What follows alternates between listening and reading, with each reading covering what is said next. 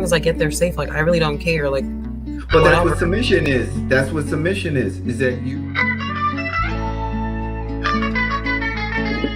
down that I think everybody is at some point deserving to receive love and to be even into marriage if they do aspire for marriage. I believe that society shapes how we view things and how we look at things in our life. Make your own bed. And that's basically what Kevin Samuels is saying. His delivery is what people kind of throws people off. But basically, aggressive or like violent, like where I think toxic masculinity is no offense to men, that they also get this idea that, you know, women are just going to take care of them and everything is going to be like easy. A domestic violence shelter, and he brought her up to be, you know, a $25,000. Hell yeah, you need to judge in dating. It is what it is. You know, you can't not judge people just because you feel bad about it. Like, you need to know. As much as I love my daughter, there are some harsh realities and some things that her mother and I teach her in order to help her to understand. And like, I'm sure everyone knows a woman that, you know, had special dick all the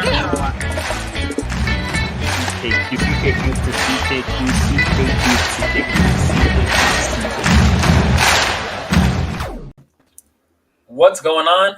Welcome back to CKQ Podcast. My name's Clements, the host. And before I introduce the lovely panelists, do me a favor, hit that like button and subscribe to the channel for more content like this. And let's go on to introductions. We have Chris. hi, my name is Chris. I have a channel called The Blooming Ebony, and you can also follow me on Instagram at The Blooming Ebony for everything femininity, growth, and accountability. We got the doctor. Hey, what's happening, everybody? You can find me on Black Wall Street Trading. I'm about to start reposting videos. Things have slowed down just a little bit, so I'm gonna start putting some more videos out there. And you can also get it. So subscribe to the channel and look for those videos. You can find me at behavioral_consultant on IG. And last but not least, we got Danielle. Hello, my name is Danielle. Yeah.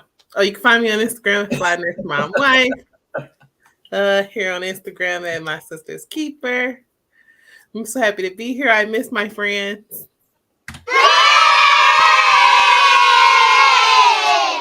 My friends.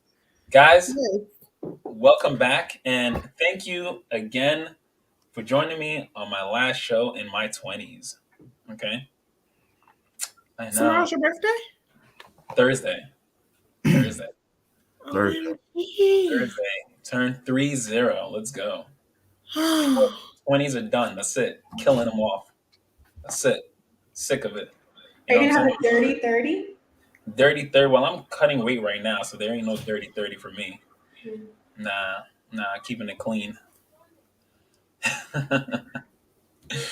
But I hung on the 29 nigga for like 4 years.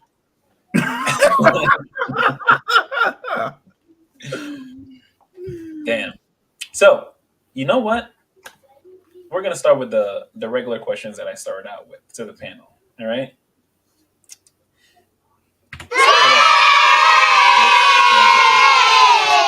Already getting old. Forgot.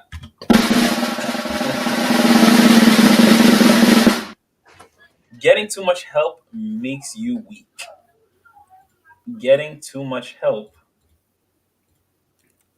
makes you weak. Thoughts? Chris, let's start with you. It makes you too dependent. You don't want to depend on people too much because then you get addicted to it.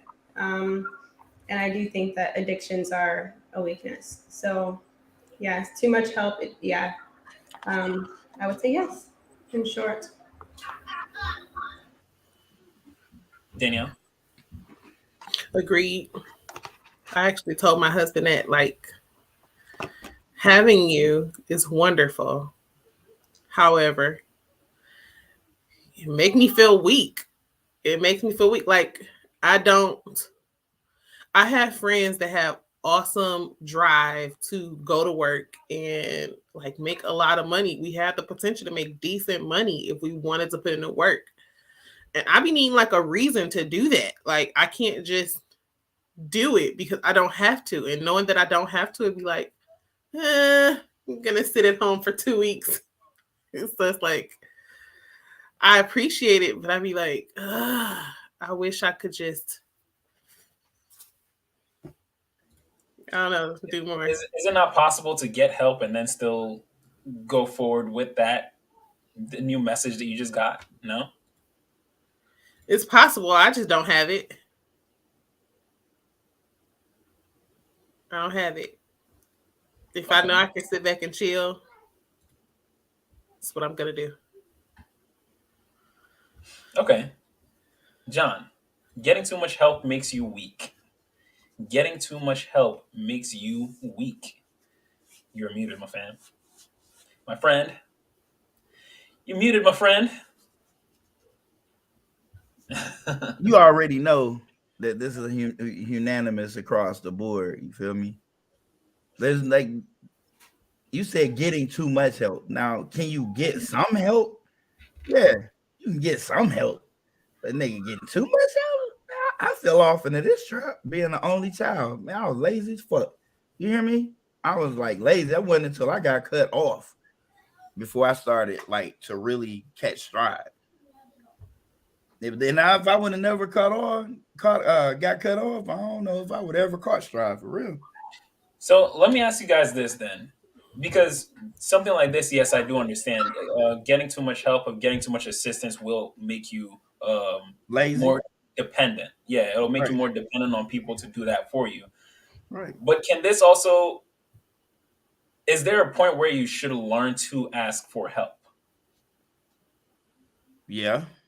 Some help. So at what point in time should you be doing that?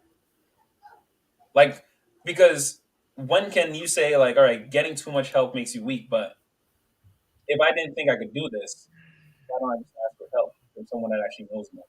Wouldn't it just be smarter to just get it done every single time? If I'm trying to progress forward, wouldn't it be smarter to get someone who has the answers to teach it to me so I could just do it quicker? Yeah, I think getting some help is important to keep you moving, but not all the help. Like, you're trying to start a business. I don't know where to look. This is my question. Okay, well then this is the resource. So that is some help, but you still have to do the work to find the answer that you're looking for in that whatever they give you. So you got to dig deeper. You're gonna have to do the deeper digging yourself. But I can tell you where to look. Okay. And okay, you tell me where to look. I'm looking. I'm just not looking in the right space. Is it okay to come back to you again? Yeah, because if the help is not helpful, then I would have to come back and be like, hey, I looked on there. I would want to prove that I actually looked where they said to like cite some things that I saw, so they wouldn't think I'm just bull crapping around. Be like, I saw this, but I don't know exactly where I was supposed to be looking. They're like, oh, well, you were on the wrong page. Just click this. Okay. I'm still going to be just pointing you in the right direction. I'm still not going to give you the answer. What do you guys think? Yeah. Evan, you go first. I agree. You have to struggle a little bit, see how much you can do on your own. Like, you wouldn't move a child's feet for them as they're learning how to walk. You let them fall a couple times so they can build the strength. That you have to build that muscle as well. Like, you have to learn how to research for yourself and find things on your own. and know when you can't make the next step forward by yourself. Like that's a lesson to be learned as well. You know, like when to ask for help. I get that, but you have to understand at what point you're taking the struggle too far. Like you're just spinning your wheels and you're not getting anywhere. Yeah. This was something I had to actually, I learned in plumbing that at some point in time, there were times where I wanted to really figure out an issue that I had on my own. I really want to figure out badly. I didn't have like a specific piece that I needed, so I'm like, all right, let me just grab whatever I can to make this work. I thought it'd take me 20 minutes. Next thing I know, it's been 2 hours, and the customer is being charged for that. You know, and it's yeah, exactly. It's not that good sometimes to. What I'm saying is sometimes you do need to put your pride aside and learn that it's okay to ask for help. Absolutely. When you don't have really any pride and you just want to go and ask for help every time, the second you don't find what you want, then that's when I'd say it's like, all right, you're just being lazy about it. I think it's a fine line though, but it's a bit hard to pinpoint where. Let me block this person. When to actually ask.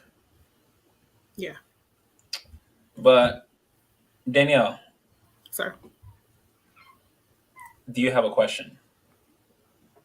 Yeah, I want to know who the soul touch of the poet is. I like that name. I want to hear one of them poems. That's a good name.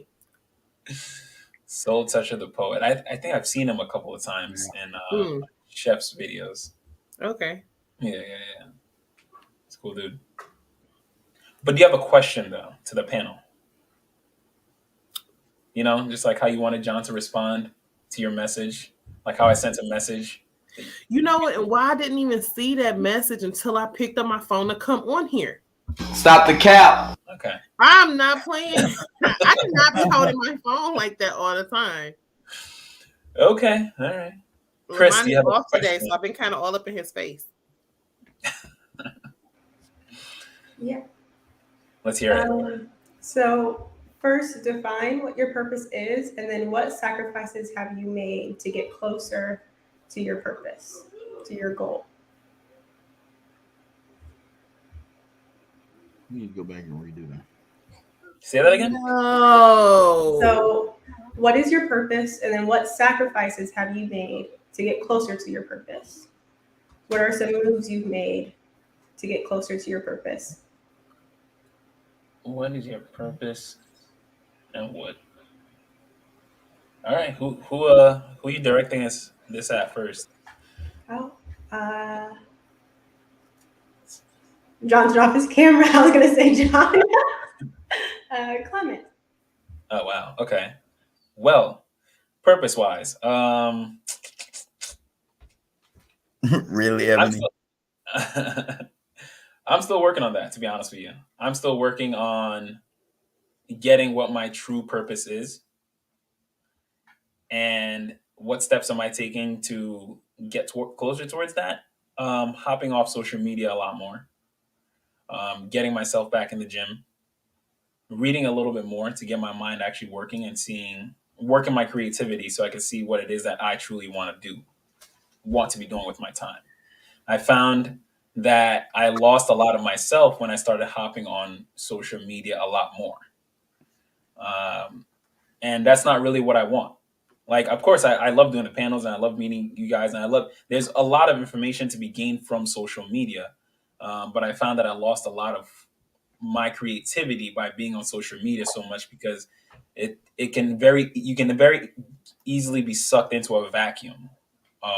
And become very narrow-minded when you get on social media because of the algorithm, which it's very smart. It pigeonholes you into exactly what you want to see. So, I mean, even right now with my YouTube channel, I'm going around and deleting and unsubscribing from a lot of different stuff because I'm like, all right, it's putting me in this mindset, a certain mindset that there's no good people out here. There is, baby mamas everywhere. There's, black men are trash. Like, stuff like, and it's just, it pigeonholes you too quickly, too much. So I think every now and then it's good to do a reset. So purpose wise, I'm not too sure where exactly it is that I need to be. But taking steps towards it is making my physical health healthier as well as my mental. And that's how I answer that.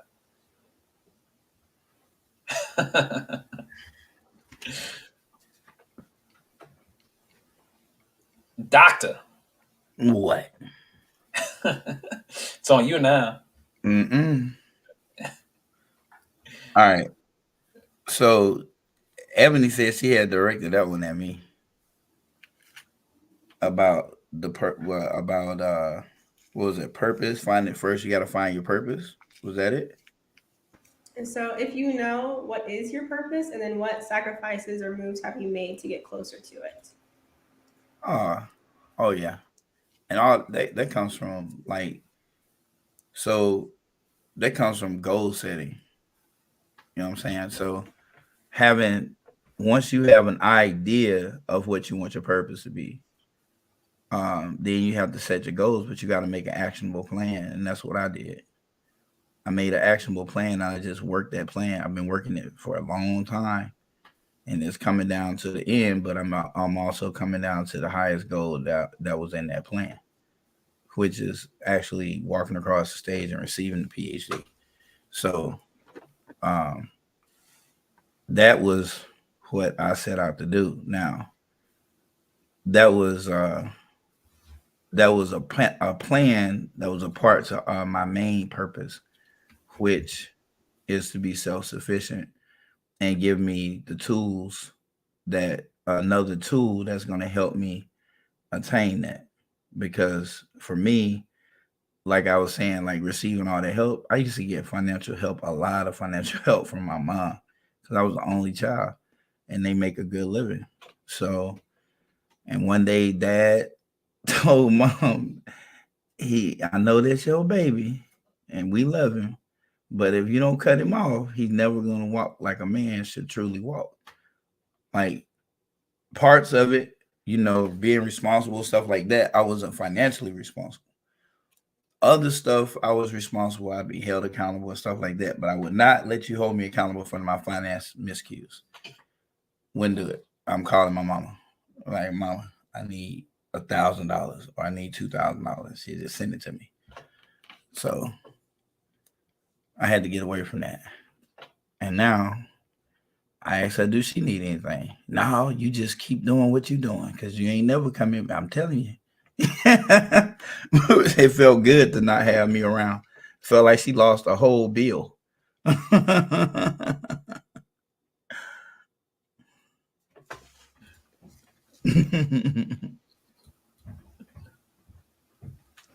right. So I guess Danielle now, right?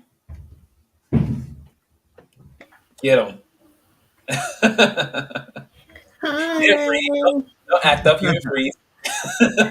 I agree that his mama lost the bill. That's more than a bill. Where? $1,000 or $2,000. She could be my mama.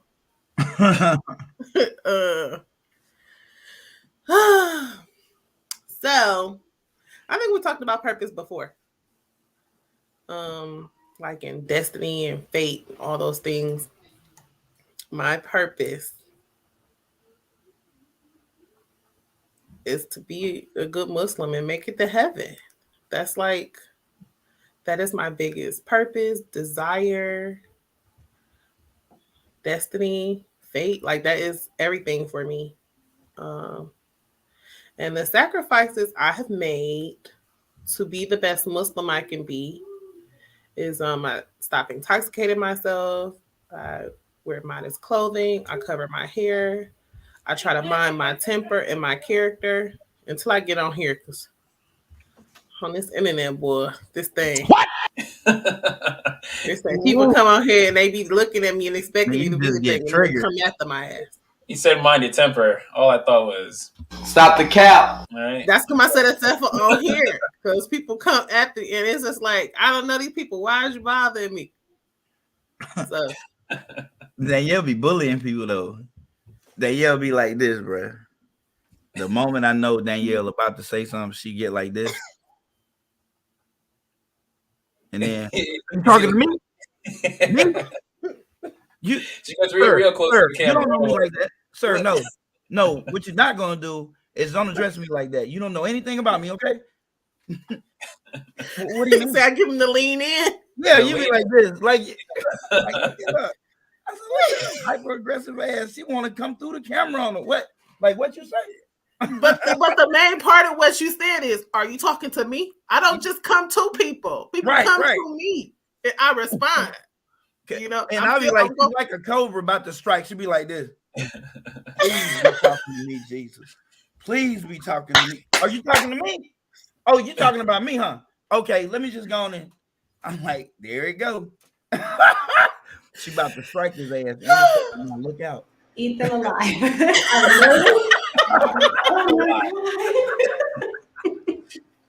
I was like, damn, Danielle, aggressive. You know, it's funny because all of us on the panel, the second someone says something, we're like, oh, we all like, oh shit. I almost took my tea one night. You got one so good. I was like, oh. I had to go.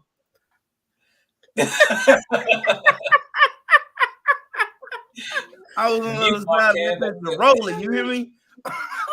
So that's if I could control my temper on here, boy. I don't know how long that's gonna take. I don't know how long.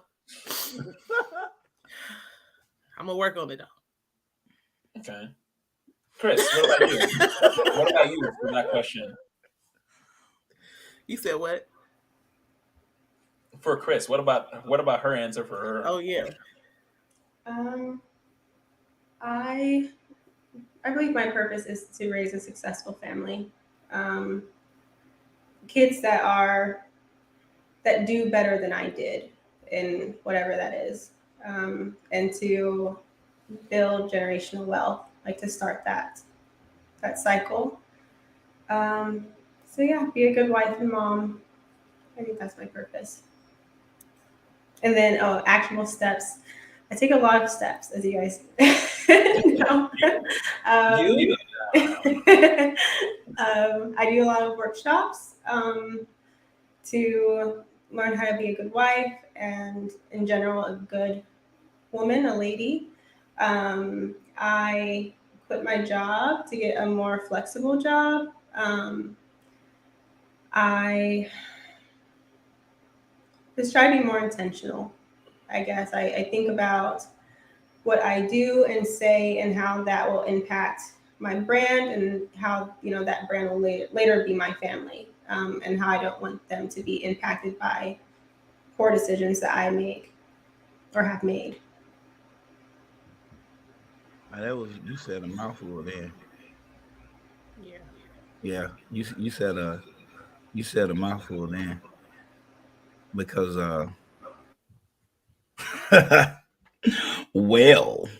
non-censor here.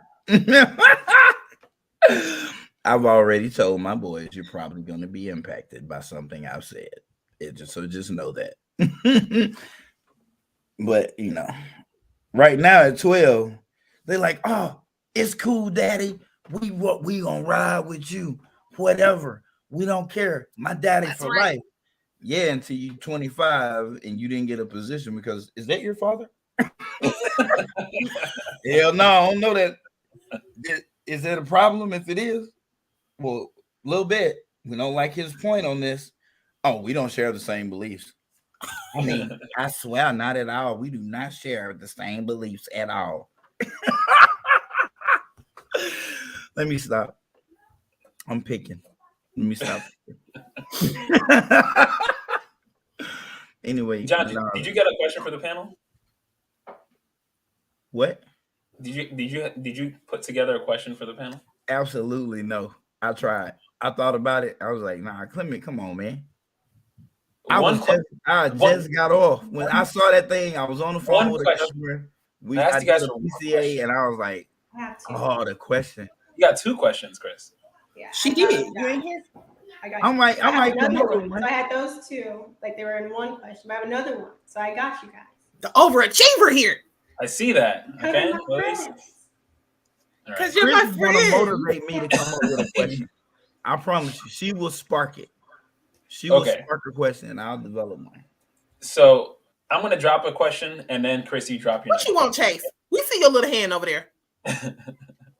You can see it. Yes, I can see his hand. You don't see. Yeah. You don't see your mom radar going off. She scared him so bad he ran backwards into the. He said, "They can see me," like he been shot. We got red lipstick in the building. What's up, red lipstick, Rob? Yo, guys, Soul Toucher, Arshawn, Just Kaya, Yella, 3 married ladies, red lipstick. Thank you guys so much for joining us, being in the chat section. Really appreciate you guys. The link is at the top. If you have time, drop in if you can. If not, well, thanks for being here. So, to the next question.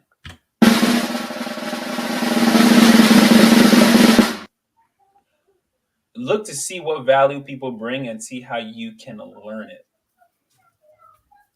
What do you guys think of that phrase? Look to see what value people bring and see how you can learn it. Thoughts? Danielle? That's my mentality. Yeah? Yeah. When I saw that John had a skill that I wanted to learn, I definitely was like, hi, let me talk to you off the camera. What's your number, buddy?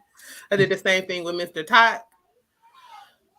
If you got something that I feel like is valuable to me, I'm definitely going to be trying to pick your brain. You can never have enough skills. Okay. Chris?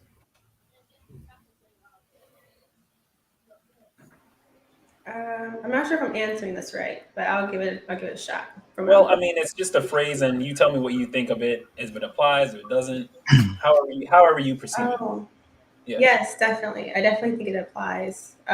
Like I watch a lot of women on YouTube who are studying like femininity and also branching off of that elegance. And I see, like, when it comes to that, I see how they react to people, like like their temperament, how calm they are.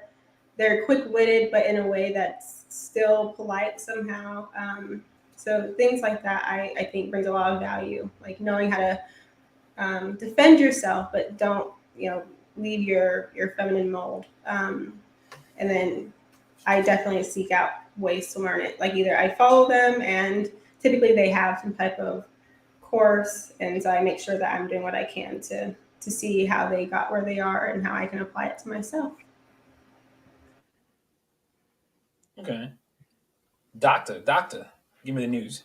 Well, of course, like for you not to be thinking and moving in this kind of mind and in this kind of way, you need to question what you're doing, because this is actually how you grow. You understand? This was the theme of Rich Dad Poor Dad. All right, so the rich dad wants you to learn your environment, learn where you're working at, find it, use it, apply it to you. You know what I'm saying?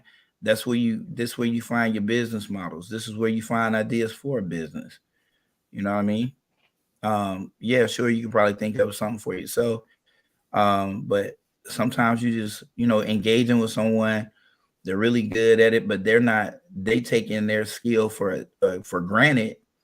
Like some of the most well-off people with the greatest ideas that have become millionaires were actually the laziest people in their class. I believe because they were looking for an easier way. And when you look for an easier way and you surround yourself with a larger, a fair amount of people, you eventually will find an easier way. And then you take it to market and you go on and collect that check. So yeah, when you look and see what value someone brings, if you like that, you see how you can learn it. That's one of the motivating factors for friendships. You have something that they want. You think they just, oh, this is a good person. I want to be their friend. Nah, this nigga good at something. And they want to be around you more. So more recently in my life, I've been trying to implement this, not exactly this, look to see what value people bring and try to learn it. I think that's good for yourself.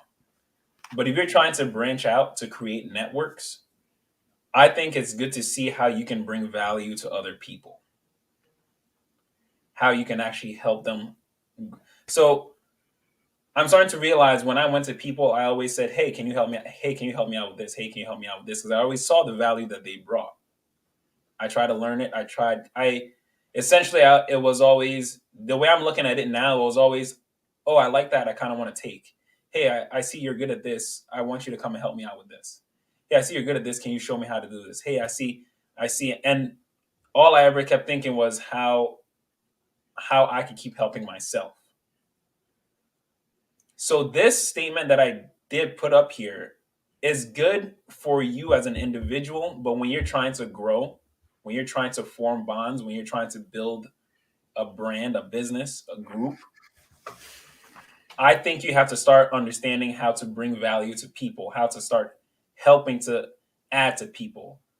Gary Vee, I think he was actually saying that what you want to do is, give, and then you ask. You don't ever go in trying to ask. You don't ever go in because you ask, you want right away. You got to see how you can add to them. Right. You want them to practically beg to give you something. Right. And that's the key to networking. That's the key to networking. Matter of fact, that is the networking. When you're talking about networking at a high level, and you start dealing with bigger platforms, or when you start trying to network with people who are in key positions that you're trying to get to that can help you reach your goals, you have to first you need to first identify a problem that you can fix so you bring value to them. And it's kind of like the etiquette of networking. When you're the lower person, that's the etiquette to networking. When you are at the top, when you're at the elite status, then you need to be looking to give back and find talent in other people to where that you're willing to mentor and bring along. You understand what I'm saying? So, I mean, that's really okay. So I play pool really well, really, really well. And when I God damn it, you do everything very well, it sounds like. It's very annoying. I just want you to know that. Trigger. I don't mess with it. If I don't mess with it. So, but it took me a while. So the older guys, you would think, well, you got this young kid coming, hanging around the pool hall. He's got, like, he can shoot. That's what they say. He has a natural stick. Somebody should take him on his wing and do. Well, yeah, I did, but I had to pay my dues. So in other words, before they would add value to me, I had to add value to them. You know where I'm going at with this. They're not going to shoot no pool with you for free. That's just not going to happen. They play cheap because they know you're a kid. They play $1 a game or play race to 5 for $2, something like that. But it's going to be something, you're going to put something into it. And it's because if you look at the analogy of it all, if you look at from metaphorically speaking, you're going to get out of it what you put into it, right? So if I would have just came to the pool hall playing pools, I'm just hitting balls, means nothing. Eventually, you won't learn how to play. You'll just quit. But when you start investing money into it, then when you got money, when you got something on the line, when you're a kid, $2 is nothing to an adult. But when you 12 or 10, started when I was 10, it's something to me because it was hard for me to come by $2. My allowance wasn't but 20. So, I got 10 good, sets in me. Then I would lose all that and give my money and gotta go down and lose all that. But after about 2 or 3 years, I started coming down there, and I was coming back with way more than that. You know what I'm saying? So they would not pour into me until I first poured into them. I had to show value in them. One of it was being consistent. That was part, showing value, and actually giving them opportunity to make their little shot money and all this other stuff. And networking, that's pretty much, networking is the same way. You got to show your value before they start investing their time and stuff in you. And it's interesting because that's how because when I first started this YouTube channel, that's what I was, oh man, like I like what this person is doing. Hey, can you come over here and help me out with my channel? You know, and listen, don't get me wrong, it started off the panels very well, but I don't want to always be reaching out to people, not in a bad way, but you want people to want to come to help you. You want people to want to come and grow you. So for that to happen first, you have to be that person. You have to go out of your way and go and try to see people doing good or having value and see how you can help, see how you can try to elevate them. So this phrase that I came up with, look to see what value people bring and see how you can learn it. I think it's good. I just don't think, I think it's limited. I think it's a very limited mindset way to approach it. It's a very singular. I mean, you as a person will grow, but you can only grow but so much as a single person. Eventually, you have to learn to start creating a community of your own, and that's a hard skill to learn. That's a very hard skill to learn. That I'm realizing that now. It's a very, very hard thing to learn to pour into people, to learn to see that to see the value in other people and try to nourish that. But thoughts, Chris? I don't think you said anything. Networking, like the way you guys are explaining it. Yeah. To be a value up to the person that you're asking for help. Typically, when I'm asking a person for help, most of the time, them people are looking to help. So I feel like I'm being helpful to them just by giving them the opportunity to help someone. Because, I mean, even though I'm not per se having no value for that person, I do know that I'm valuable. And so I always pour into other people. So it's like I get what I can get from you. If I see something that I can help you with, sure. But typically I don't look for what I can help a person with if I feel like I want them to help me. But when I want to help a person, I don't look for them to be valuable to me either. I just see that they need something and I do it. Just like these panels, when people see me, if they ask me to come on, I'm not like, oh, well, can you help me with my channel? Can you come back on my channel? I'm not asking for nothing in return. I just don't mind.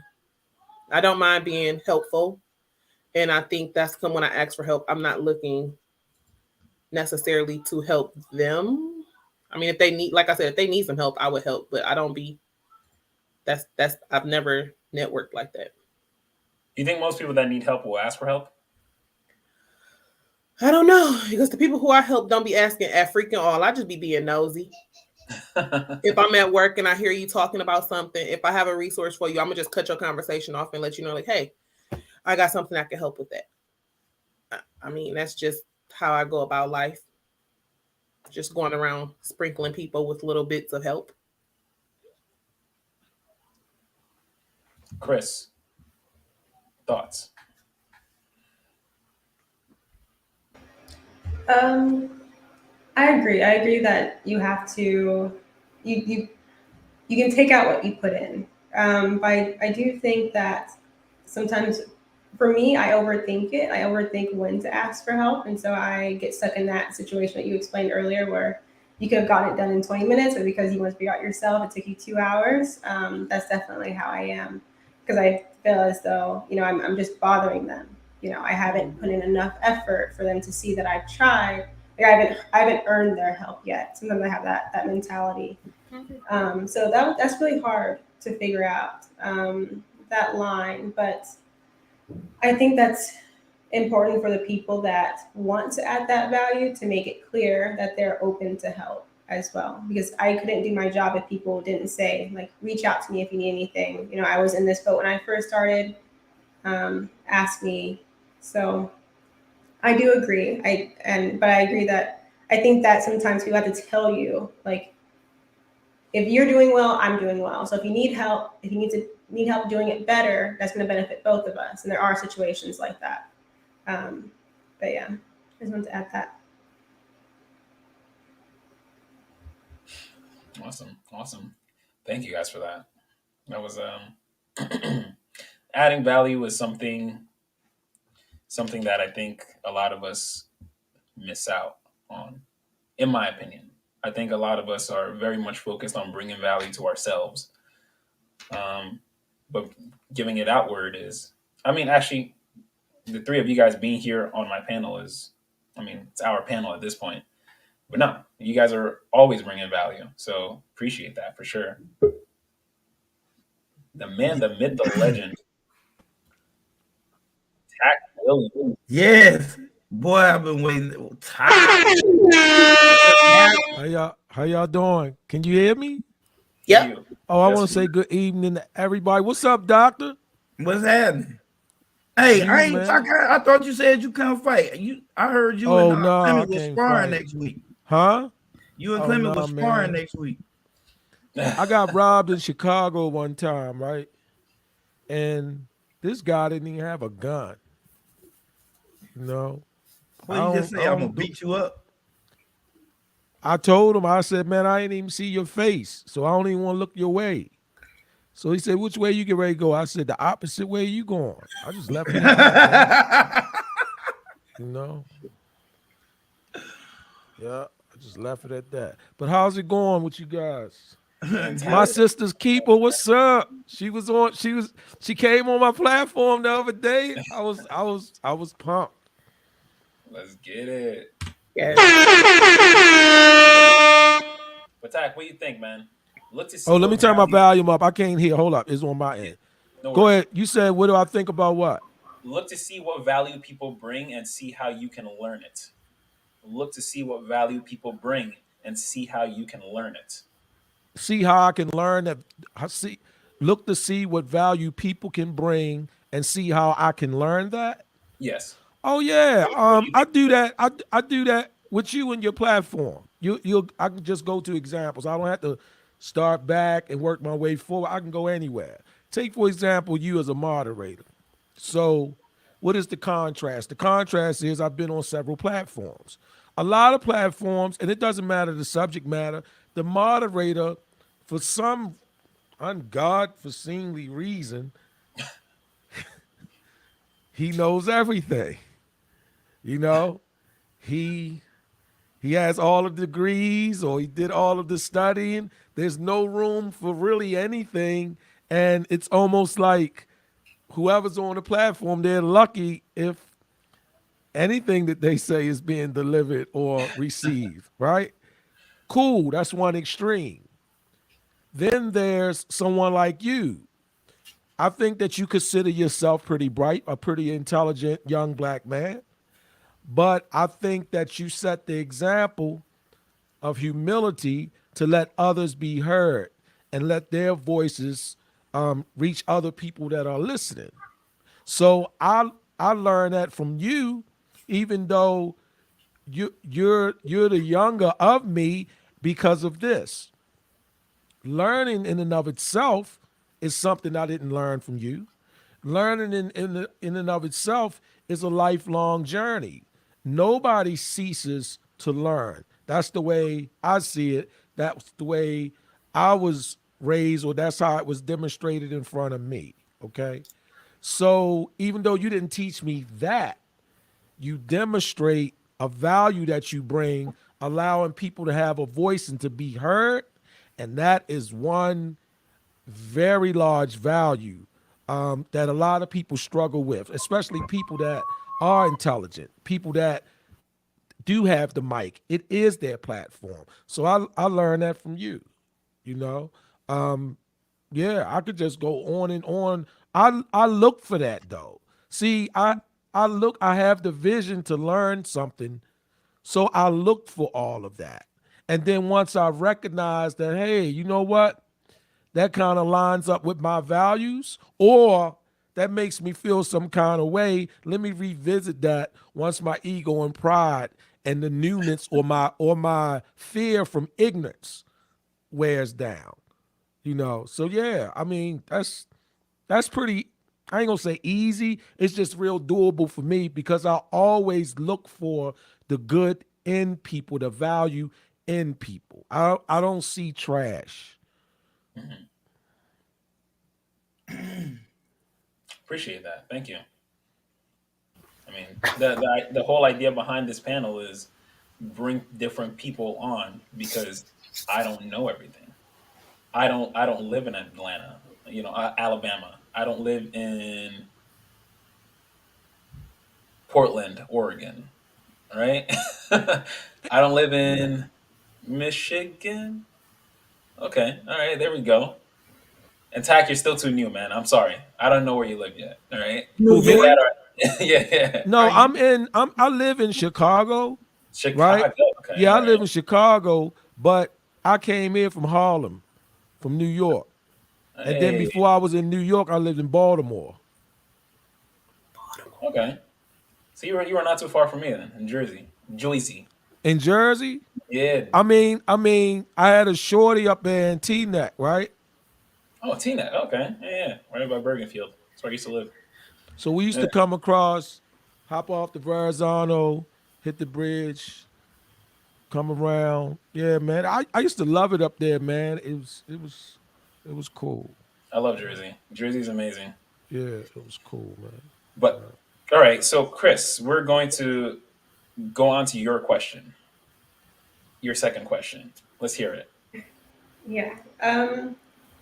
Are men or women, so if you're a man, are other men, if you're a woman, are other women supportive of your purpose or where you are at in your purpose in that process? So Say that again. So are people in general supportive of your purpose? When you talk about what you're setting out to do, are people generally supportive? And I want to focus more so on the same sex. So are other women if you're a woman, are other men if you're a man? Does that make sense? Yeah. Who are you shooting the arrow at? Let's start with talk. Did you guys hear the question? The late guy in class. Ask the guy that was late for class first, man. Yeah. It's cool. Nah, it's cool. A lot of times, well, let me just answer the question first. I really don't know when it comes to men. I really don't know. I really don't. Now, if I take it further, a lot of times,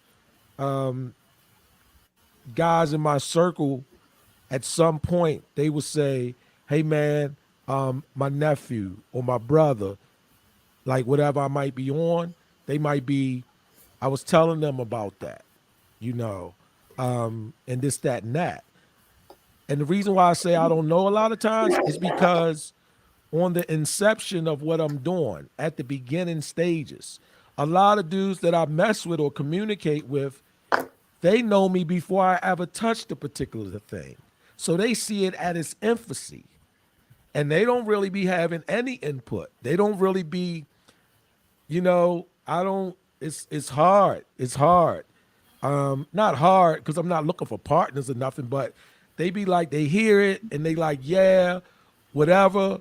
But it isn't until I'm gone and it's happening, and then they seeing results, they can identify with results, and then they start saying, man, I might want to get with that, or so I was telling my friend about it or my family, whatever that is.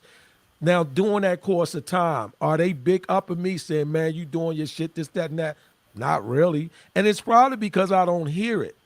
And not because they're not doing it, because people communicate differently. You know what I'm saying? Like a lot of people say F you. A lot of people say I love you by saying F you. And that's the way that they really are expressing their love, right? So we know we're not in a literal binary world. But I probably don't hear them, even if they are in my immediate circle, because I'm not what you call codependent. My buttons aren't really pushed by things external. I'm more of a inform you what I'm doing than to check with you to see if it's a good idea type of guy. And so me being that person, you could be saying some things and doing some things that's in support, and I'm talking about the males around me, and unless it's really obvious to me, I probably don't even see it. Because the reason for that is I'm not going to slow down if you don't want me to do it. I don't. So in all fairness, I can speak to whether women do in my life, but the guys, I don't know till later on what their perspective was on it. Okay. Chris, are you still? This is your segment. Oh, okay. Can I follow up? Are women supportive? You said you can say whether or not women are. Can I ask if women are supportive? Yeah, I've been in relationships before, right? I am part human. I play a human being. So in these significant relationships I've been in before, there's been times where there was a conversation. I know you into what you're doing, and I'm thinking about signing up for school full time, but I know that we need to work that out or try to figure out, and and then there was another situation where there was a move made. Someone was willing to move where I was, and because of that, and what I was into. Not that anything I was into was all that. It was nothing. It's never nothing special. So those were direct. Those were decisions. That was communication. There were articulations, expressions that this person kind of had my back. Like they was supportive. They was on it. Talk, I be bragging to my friends about you. Like I don't even know they friends, I be bragging to my friends about you and this, that, and that. They be talking about call talk, and I'll be like, nah, all of that. So I've seen direct empirical evidence of women in my life, right? But these are closer relationships, different things like that. Not and like I said, it's not to slight the men. It's just that if you have a particular personality and you on what you on, they had to flag you down to even give you some big ups because you won't even be on that, But people that are somewhat dependent, or they do better when they get those accolades, and those big ups, and claps, and they need those fans, it does them well, and it should. But I'm just not that guy. So that more direct, more personal relationships with women, yeah, they were women be on that. Certain women, they be on that with a guy.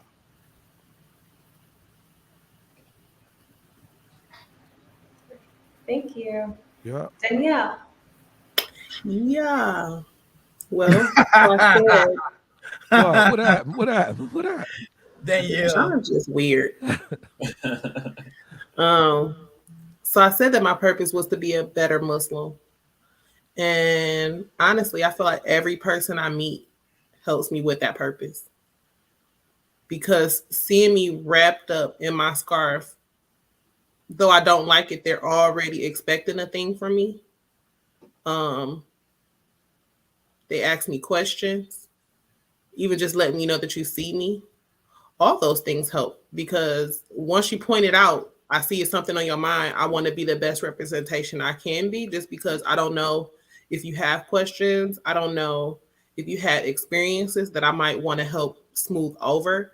I don't know what your experience has been. And so when a person runs into me as a Muslim, I try my best to be the best representation of that. Again, except for when I'm on this thing here, because it's the devil. Ain't nobody got time for that. When I'm on here, I do have on my scarf, but what you expecting, you might not get when you try to come after me. You gotta be nice to me, Once she started coming at me, like I said, but I'm working on that.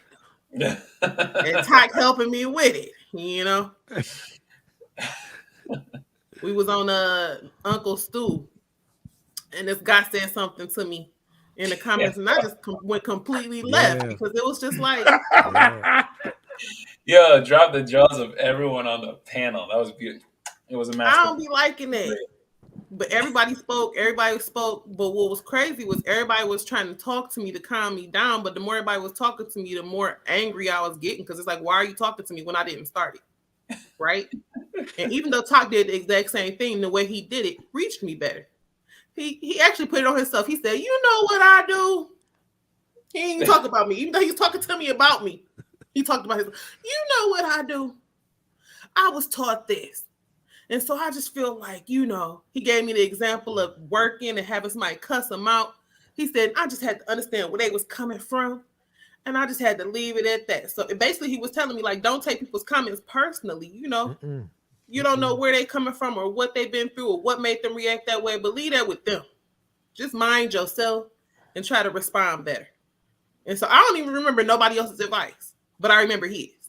I remember watching how it actually... You literally watched it shift your whole mood after he said that. Like he didn't need to tell you to smile. You smiled right after he was done saying that. Yeah, because I felt like he was talking to me. Like he saw me, he really wanted to be helpful, and he saw a way to help me. Instead of talking at me, he came a different direction than everybody else came. Absolutely. And I appreciated it. It actually made me stop and think, like, yo, okay, that's helpful. Yeah, because I was like, this sister get ready to have what they call a amygdala takeover or something. That damn amygdala was firing on all cylinders, boy. Pow, pow, respond. Prefrontal cortex, activate. Pow, pow, inhibition system shutdown. Pow, I'm letting it all fly. We were talking about it earlier. You know Danielle is about to go off when she gets this close to the camera. So that's usually the sign. When you see that happen, just back away from the camera a little bit. Show your hands. And most people do. She got at some dude so bad, he threw his hands up like she had his ass at gunpoint. He was like, "Ma'am, I'm just I got him." And I be over like this. Oh, got him. We're all sitting here Got like, him. Oh shit! Oh shit! Yep. Miss Moderator, Chris. Dr. John, Yes, ma'am. would you like to go next? Yeah, fine. All right, so it's for my dudes, and you're gonna find this is gonna be the answer among men for the most part. Guys don't really cheer other guys on like that. They just really don't do it. Like if they do, they waiting. If they cheer you on, they got something on it that they're gonna benefit from like immediately. No, I'm serious. Think about it. Dudes, you know, we just don't, that's just not really how we move. Like if I tell him, hey, you know, I think I'm gonna go since I'm getting this in neurodevelopmental psychology, I think next I'm gonna go and get another one in neuroscience and biomedical science and talk about like, all right, cool.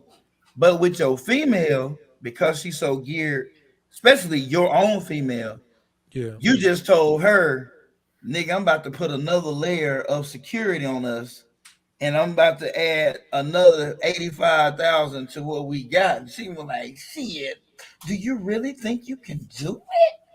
Like, yeah. And if you believable, absolutely. You ever know me not to do something? No, never have. Well, baby, you know, mama right here. I got you anytime. When you get that stress on you, baby, mama right here, she gonna support you. You know what I'm saying? But with dudes, it was the ice cream like, slurp. They just got me. But with dudes, we ain't doing that.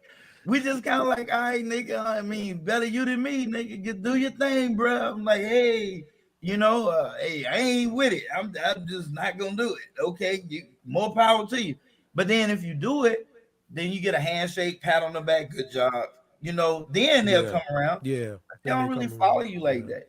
And I always from the opposite sex, but from the opposite sex, I didn't always have that support. And so I have had it, you know what I'm saying? But I didn't always have it. I mean, that's why you never heard me talk about any of those people. They fell by the wayside. Yeah, they fell by the wayside. They came in, they fell by the wayside. It was too much. I was always busy. It was too much. And so they just kind of faded into the night. And so it is what it is. Well, yeah. Poetic. Touched my soul. You a mess, man. I was with someone though. They used to say, "Why you gotta read books while you in the bathroom?" Right? I said, "Yo, we live in the projects. They right outside our door shooting dice. Everybody should be in here reading a book." You know what I'm saying? Yeah, especially a Bible or something. And stay prayed up, boy. Yeah, she was. Then I found out later on she was just feeling threatened because she wasn't on nothing, and that's understandable too. A lot of times people see you in a relationship and you on something and they not. You threaten the whole relationship and you don't even realize it. I made my money in the car business on that spousal envy. Spousal envy. I was an uneducated brother with a silver tongue, and I was owning some shit just by observation. I noticed how the wife would react because I'm observant. I'm very observant. I observe every fucking thing. You understand? Like even with my ears, I observe changes in the environment, everything. Right? I noticed that when the man was getting the car, the woman would be upset. Low key, very low key, but she was doing these microaggressive shits. And at the time, I didn't know what microaggression was. But I'm like, so low key, she mad. So then I look at her, he might go to the bathroom or something. I said, let me ask you something. If you got 2 car payments right now, so if I could figure out a way for you to get a car too, what would keep you from doing it? You think you could? That was always the fucking answer. So I'm like, and even when the man, like, I know it's your wife, but if I could figure out a way where you could get a car too, what would stop you from doing it? Hey, you think you can do it? I mean, hell, I ain't opposed to it now. I may not have the honey, or you ain't got no problem with it, do you? And he looking at her like, baby, please don't say no. Please don't say no. Just go with it. Well, no, he needs a car too. I'm like, I need another sale in my mind. Yeah. And that shit went on. They said, bro, how you get all these damn 2-car sales off of one cut? I said, they married. Apparently, these motherfuckers is envious of each other in this bitch. And I'm taking advantage of it. Man, you stupid. You don't know what you're talking about. Well, while I'm selling these 42 motherfuckers every month, and you keep figuring out why and how, you just keep your mindset, because I got something here, and I'm going to ride this bitch till it fall off. Till the wheels fall off. Because I'm convinced that this is a thing. Then I start, and now I know for a fact it is a such thing as spousal envy. It's a real fucking thing. You can see it at all. You can see, especially when you have when you're in the dynamic where one is educated and the other one may not be. There's some envy there. When you're on 2 different tiers. However, I know some people don't look at it like that. Because I don't really look at it like that. But it's a real thing. It is the way it is. Because they're going to look at it like that. You're not going to stop them from feeling that negative affect. You understand what I'm saying? You can't. It's just a part of development. You can't stop that. You understand? Like, men and women both are born feeling the felt minus. And the natural goal is to move from the felt minus toward the positive, which is self-actualization. And that's just Alderin. That's Alderin psychology, psychological theory. So to move that way, you have to make these positive strides. Well, to get hung up, then if you jump Maslow in here, you couldn't get to the next step in the rung. So you solved the first two. You solved the physiological needs. Then you solve the basic need of having security. So you have a house, you have these things, and you're married. So you go into the next step will be developing stronger social relationships, marriage, romantic relationships. The next step above that would be where you are, moving towards your golden years. You have all your foundational pyramid is solid. You've produced offspring, everything. Last step is self-actualization, but then you got a fucking divorce. So when you get a divorce, you're right here. You got 2 more levels to go. You right here. You got a divorce. Now, guess what happened? Your shit crumbled right here, where your security it fucking left. Now your security crumbled. And when your security crumbled a little bit, that makes you irrational. You start picking and choosing. Damn near just saying, hey, anybody want to move in with me and split the fucking rent? Like, I'm trying not to lose everything. But your security is no longer there. So you have to downgrade a little bit. You still have security, but you don't have that same security that you had before. You went from a 5-bedroom house to a 2 or 3-bedroom house. You understand? You seeing your children, same as with your husband. Y'all just ain't together no more, and you took a step back. So when you take a step back, right? How does that affect your mental? How do you think that affect your mental, especially if you older in life? You looking at all these things. You got to start over.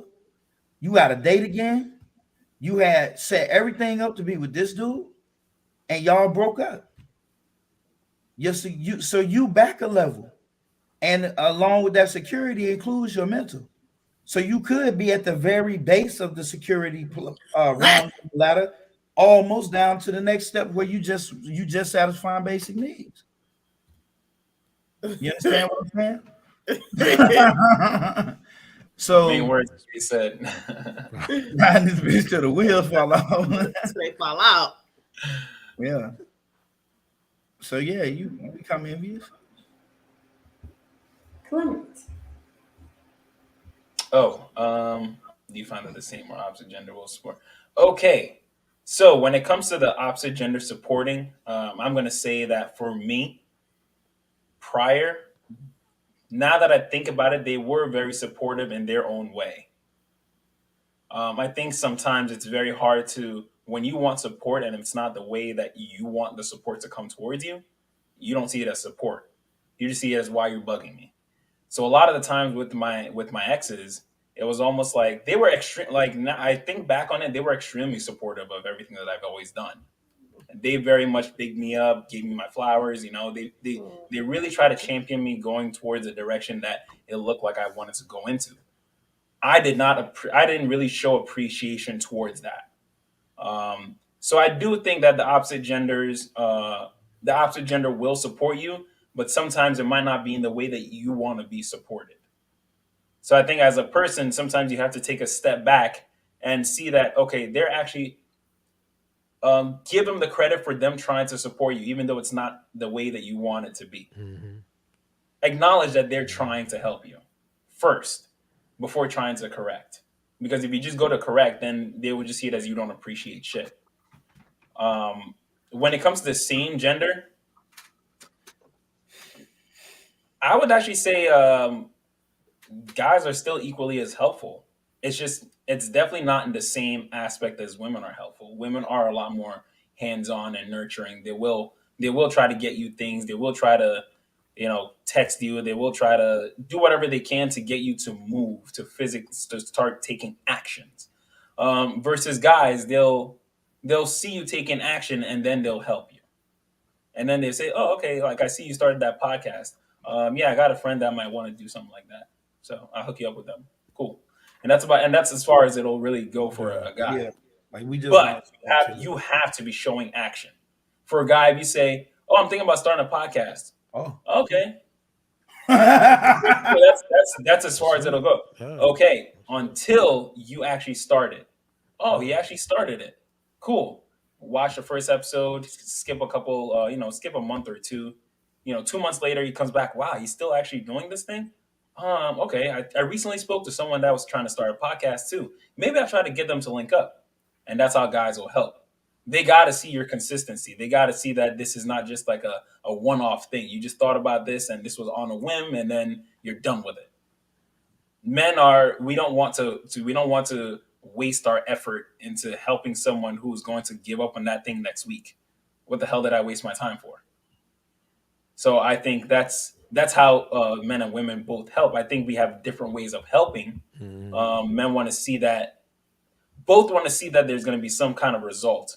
Women will help you towards that action. Men want to see action, and then they will add value on top of that action. That's how I see it.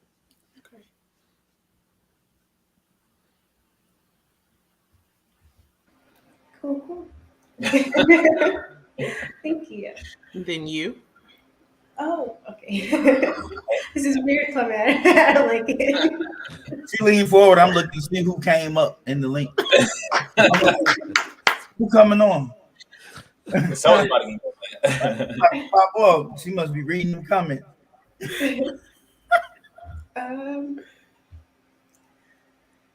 I would say men. I agree with everyone that's answered. Especially like the men. I feel like once you're showing action, they'll support you. Except for like in relationships, I get a lot of support from the men in my life. In terms of being a mom and wife, which I don't think you were here for that part talk, but we all said what our purposes were in the beginning of the show. But I must say with women, it's a bit different now. In my personal life, I think I got a lot of support from my friends, but on YouTube, being around a lot more women, I don't think I get as much support. Not that it's necessary, I don't need it, but I have noticed that if my purpose isn't the same as their purpose, they don't really support it. They try to find gaps in it and holes in it, as if you're trying to push your purpose on theirs, like it's threatening or something. And so if you're aligned with that person and they share similar values, they're very supportive. I'm talking about women, but if they don't, if they're on the opposite end of the spectrum, they're more career women, and they can't see themselves with kids, then they'll definitely try to find holes. Knock you down. Yeah, knock you down. It seems like. Damn. They be insecure. Mm-hmm. All right, guys, I want to, before the next question, I want to show you guys a quick reaction. Gonna do a quick reaction video. Who in the heck is this, y'all? I'm locked in on somebody. All right. Do me a favor, mute your mics. Fair use. Fair use. Boom. Rental properties and I live with my mom. And then he stopped me. He says, "Hey, say that again." And I said, I own 6 rental properties. I live with my mom. He goes, "Is it okay if I quote you?" I'm like, "Yeah, that's fine. I mean, it's true, you know?" So that became something that now, fast forward, I met Ray 6 years later. We're talking that I have 60 doors though and 6 Airbnbs. And these are long terms. What do you think was the biggest key that allowed you to do that so fast? When I got my real estate license and I'm working, I still kept my job as a bartender. I bartended 6 nights a week. I was working in real estate 24/7. So I had 2 full-time jobs. So much that one day, one of my mentors, one of my lenders that helped me fund those properties that I purchased conventionally with 20% down, he asked me, "How much are you worth?" And this is me after I finished cleaning the bar. I go home and do homework. I realized I was a millionaire. And then here I am cleaning bathrooms 6 nights a week as a millionaire. And I did not know I was a millionaire. That's how focused and driven I was at working, saving, and investing. I own 6 rental properties and I live with my mom. And that, ladies, is why I always tell you to let that fucking question go the hell away. Because you don't know what he got going on. What question? You don't know the fucking question about, do you live with your mom? Oh. What the fuck do that mean? You better deep dive into that motherfucker there. Because that is not always a key indicator for much. He wasn't the only one. That I used to intentionally put that out there before I got with Rose. I would always just say that, "Oh, I live with my mom." I live with my mom at the moment. Oh, it's like the fucking soul just left their body. Mother, like, they went from saying like, so tell me more about you. Well, I like long walks on the beach. I live with my mother. Their next thought was, It doesn't matter what you think. their immediate thought right after that. Like, no, she's not sick. I thought one bitch was gonna be like, check, please. Check, please. Man, once I looking around for their purse, I'm like, bitch, I got plenty of money. What the fuck? But I ain't gonna say nothing. I'm gonna let her jump to all her assumptions and let that trauma take hold. And it did. Yo, this person pissing me off right here, right? She's okay. She's trying to talk through her emotions. This is good. Is that good? That lean in, Danielle. That lean in. Yeah, hey, like that one with the gray hat on.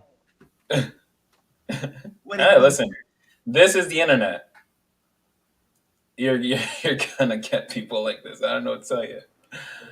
I mean, I wish I could see it. No, you don't. They talking about you. Oh yeah, they're talking. This guy's talking about you. That's how I know I like y'all, because they don't even gotta be talking about me. They talking about somebody on the panel. I'm like, yo. But here's what I want to ask after that video. Is getting wealthy mean working like a madman? Then what's the point of purpose? Well, what's wealthy? I just need to understand for the purposes of this conversation. You know what? I want to switch it to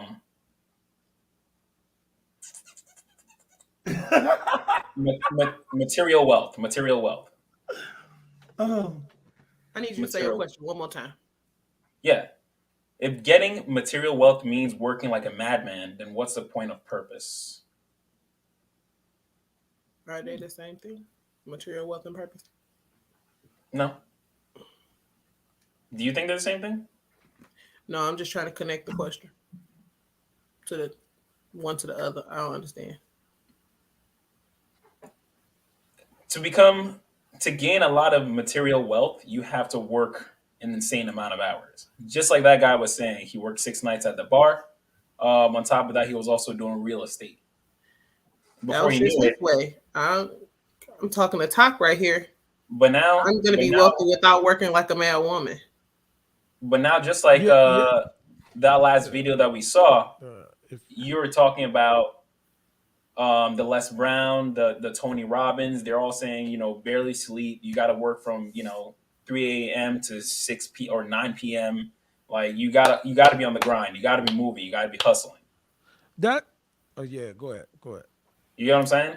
So I think that's only for people who don't have a better way. If you have to use your physical body to make your money, then yeah, you're gonna have to work like that. But if you can use your brain, then you can do the same thing without as much work.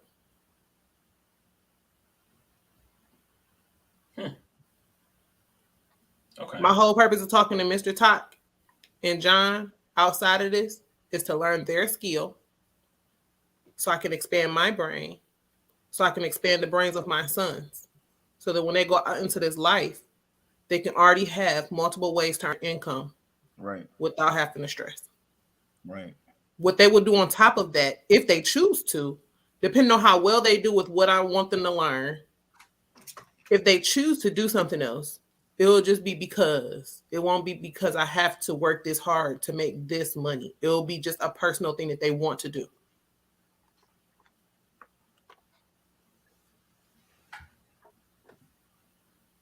Okay. Tack, what do you think? I think that when you watch people such as the Les Browns and the is E out of Detroit, the motivational speaker Eric. I think that's that black guy, right? Yeah, the black Yeah, he guy. He is. always He speaking is. to the sports, the athletes, and the different Mhm. youth groups. And I know who you're talking about. Right. And Yeah, then when you he's think real about you think about people like Tony Robbins or Les Brown or Gary Vee or a lot of these guys, right? I think when people saying go hard 24/7, no sleep till Brooklyn and all that, this is because that's not literal, okay? It's a metaphor in one sense, and then it's somewhat literal. I think really what they're saying is like I say to people, I'm where I'm at because I'm willing to read when it's not required, and I'm willing to study when nobody's looking. You know that doesn't mean every time's nobody looking I'm studying, and whenever it's not required I'm reading. But some people, they go through life and they just read when it's required, when it's necessary. They study when it's time to study. So I think the message for the most part is, put those hours in. Give of yourself into that thing that you on, whatever that thing may be. Don't sell yourself short. But I think for the most part, they know that most people aren't doing it. So they're trying to big up you and get you at least push a little more wherever you may be at it. And if you set that goal higher and you set that goal, that standard beyond that, wherever you wind up at, you're going to be in a good place anyway, because the reality of it is the competition is mediocrity. That's the competition, because mediocrity is the masses. You don't have to compete against a genius. You don't have to compete against a phenom. You don't even have to do that. You go to any corporate environment. I don't care if you're wearing suits or I don't care what you're doing. You go anywhere. You go to the guys that's begging on the street. It's easy for me to outbeg the guys that's begging on the street because even they are begging at a mediocre level. So those messages, I've lived that and people live that. They put those hours in. They put that time in. I know what it is to go in on different things, right? And then you get to a place of results, and then you become a little more strategic, and then that's kind of that. And most of these people that are saying this now, they're not doing that like that anymore because they've got it now. They know what that is. They know how to be effective within 3 hours. That would take most people 8 hours to be that effective. But they're saying, here's what my journey was. Here's what it is. I remember, listen, when I was a shorty out in the street, I'll never forget my sister. She walking by with her girlfriends, right? She said, you need to go in the house and take a bath. She telling me this, right? And I'm like, yeah. I'm sitting there, same clothes for the last 3 days, but I got $10,000 in my pocket. So I wasn't going to leave the block because that was necessary then. At least I thought it was, but it wasn't, right? But I'm just saying, that's that grind. I'm going to wear the same clothes. I'm going to smell like yesterday's urine if I don't take care of myself correctly. I'm going to be out there before the sun come up. I'm going to, whatever it took in that domain. And that was kind of me applying it to other domains. So I know what formula works for me when I want something because I know what it takes as an individual to get it. That's why I would agree with that. But at some point, you get to a place where because you put that work in, you know how this thing goes. It's almost like the Matrix. It does slow down. It does become strategic. You can pick and choose now.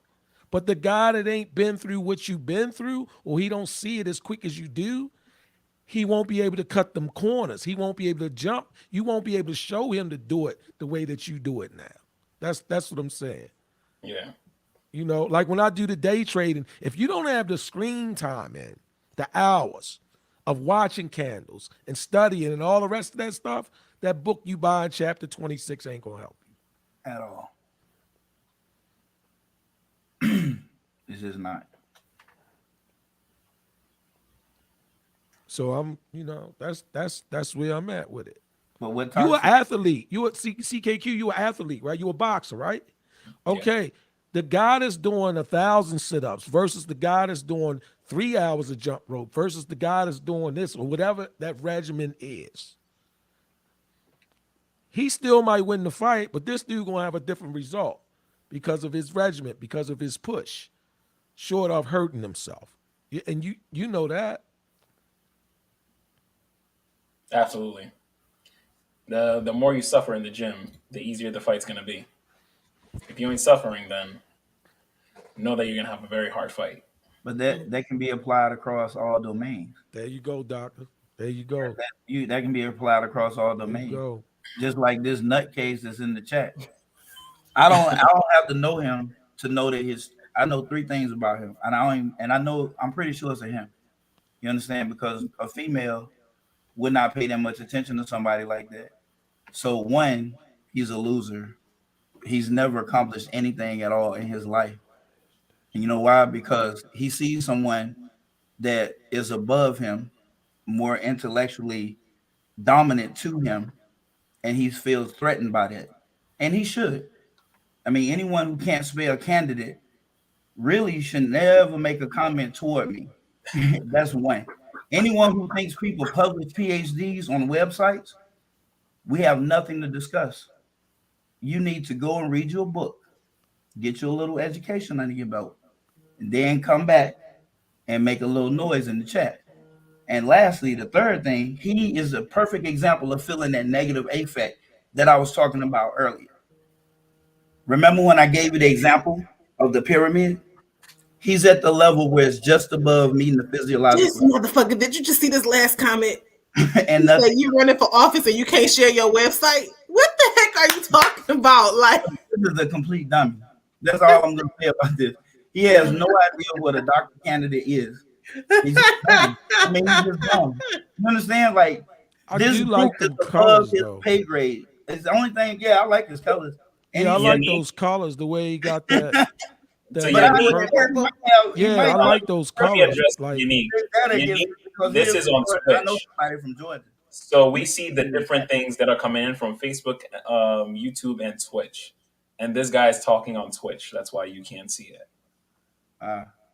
Yeah. But You this ain't is missing nothing. Yeah. We'll go this. Day trading. Who I don't day trade. Talk day trades. man, don't tell him my name.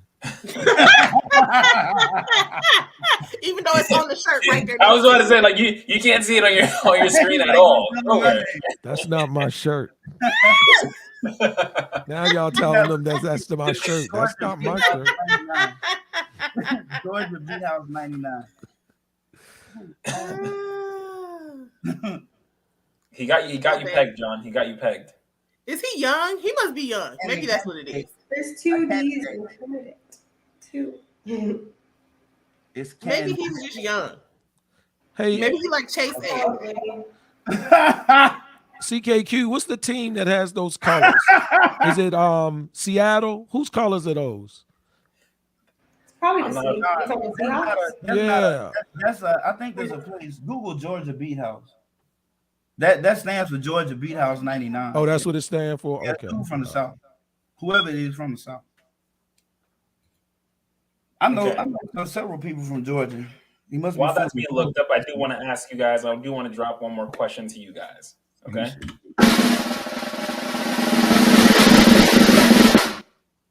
Do you live life on defense or offense? How do you? Do you live life on defense or offense? Ladies first. Chris, we haven't heard you in a while. Yeah, I don't think I answered the last question. Did I? You didn't? I don't think so. Danielle, did you? Oh. Hold on. Okay, go. Sorry. I got distracted by this guy. It depends on your purpose. I didn't have much to add, so I probably should have skipped it. But it depends on your purpose. I think for some people, if you know that that's what it takes to get to what you want in life, then yeah, do it. I think, at that point, I think, the consequences of working hard. But if that outweighs, if the positives outweigh the negatives, then do it 100%. I think most people who end up wealthy, in my experience, in what I do, they worked really, really hard.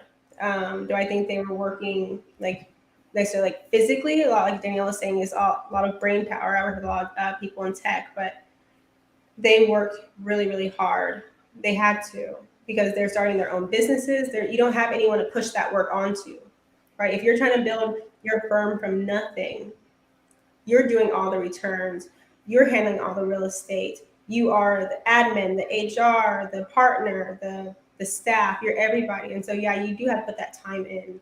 And I think that's the beauty of it, is that when you see the final result, you're so proud of it because you know that you put in the time. So I just think it depends on what your purpose is. But if you don't feel like you've worked hard enough for it, I think you end up with regret. If you feel like you could have pushed harder and you could have gotten closer. So I think do what you can, add that extra push so you don't end up with regret later on down the road. Do it now while you can. Add that extra push. I think it's I was watching a couple of videos of different entrepreneurs. They always say when they're on that grind and they're constantly moving at that pace, it's very hard for them to, when they hit a certain level, because every entrepreneur will hit a certain level where they cannot physically grow anymore. They have to start bringing in other people. But because they're so used to working at that pace for so long by themselves, it's very hard for them to delegate power to anyone else. And then even more than that, like Tak was saying on this channel, you have to sit back and realize they have much more expertise in this certain area than you do. So you, as the owner, have to take a step back and allow that person to lead in this area and allow this person to lead in this area. And now you oversee everyone and make sure that they're keeping up to their best possible ability, keeping them happy, making sure they need anything, you're there. And it's tough. It's tough to get to that point. But I think working in the beginning, yes, you do have to be very gung ho, going at it with everything you have. But then at a certain level, it needs to be delegated. Right. Yep. But let's go back to the second question. Do you live life on defense or offense? Are you still starting with me? Still starting. Okay. Offense. Yes, offense. It requires, how can I say this? It's a strategy that fits best for me as a woman. I don't like to be on defense. It's stressful for me. I'd much rather let people move and just protect what I need to protect. Or how can I say that? I think I mixed those up. Get to where I'm going. That's what I meant to say, not protect. I don't protect. The man's on defense, but get to where I'm going without, I guess I'm trying to think about this in terms of football, and I never watched football ever. That's all I can think of. So I'm like, okay. Something that I've never I didn't watch the Super Bowl. I don't know why football's in my head and it's confusing me. But short answer, offense. I try to live life on offense. So what does living life on defense look like to you? Protecting something that's vulnerable all the time, right? So sometimes you're living life on defense. Like if you have children, right, and you're the one who's protecting them, you're more on you're more so paying attention of what other people are doing to protect something else that's vulnerable that can't protect itself. When you're driving on defense. You're so focused on the people in the car, yourself, you're in a very vulnerable position. But in offense, typically you know that there are people around you who are doing that protection for you. And your job is just to keep moving forward. So yes, it's just knowing that I have the protection that's taken care of. So living life on defense is not knowing that you have that security and being that security for yourself all the time. So in your life right now, you said you're living it on offense, correct? Most of the time. Like, What would you consider you if you decided to switch your life to defense? if I had to switch my life to defense, Mhm. um, yeah, it's a hard one. I guess when I was in college and I was living alone, I guess I would like, it's a hard question to answer right now, but I guess I can't even answer that. I don't know. Come back to me. See how you guys think back. Take a lap. What are you thinking? Who? Tech? Oh, I thought we was doing ladies first. Oh no, that was last round. Oh, okay. This is new free round. for all now. I'm Free for all. gonna say both. I think defense and offense, depending on what I'm doing, what I'm talking about. So offense in the sense that I pay my rent 3 months at a time. That's offense to me, right? Offense in the sense that, yeah, for the most part, I'm ahead of my bills. To me, that's offense. Like I'm up on it. You know, I'm not looking for audibles. I'm good. So she got me on that football thing too. I'm gonna just carry that into this. So going after you. Yeah. So our Super Bowl is over. Yeah, and it's over, right? And it's over. But we ready for next year already. See, so that's offense, right? Exactly. So defense would be police pulling me over and I'm not paying attention and they surprise me when they do it. Now, if I see them behind me already and then I'm like, okay, boom, pull over, I'm still on offense because I'm dealing with it a different way. But if he just pop up, then that might, initially I might be on defense. What's going on? What did I do? And then, it's like, okay, what's up? But if I can see it coming in a relatively quick short period of time, I'm pretty much going to be on offense. Even when I'm indifferent to certain things, I'm gonna be on offense a lot of times. Yeah. Mm-hmm. Yeah. Yeah. Yeah. So it works like that. Did you find that you always lived life on offense, or was it a certain period in time that it flipped? No, it was off and on.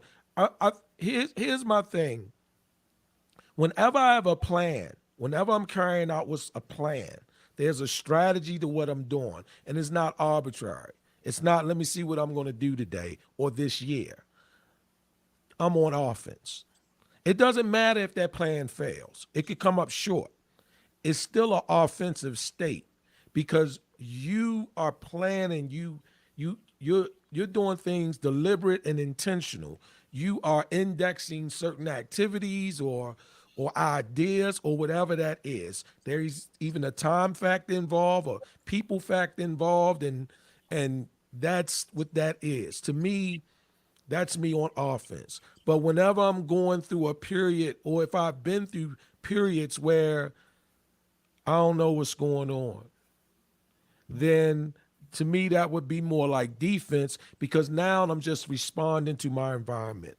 I'm responding to different situations. I've been in relationships before that ended, and I really cared about that person. I loved that person, and I didn't like that feeling after it was over with, but because I was on the defense, and I was vulnerable and I was weak, but I knew the exact minute I got the keys back, that exact phone call or that last visit or that interaction, I knew when I got the keys back from that relationship, and I was on offense at that point.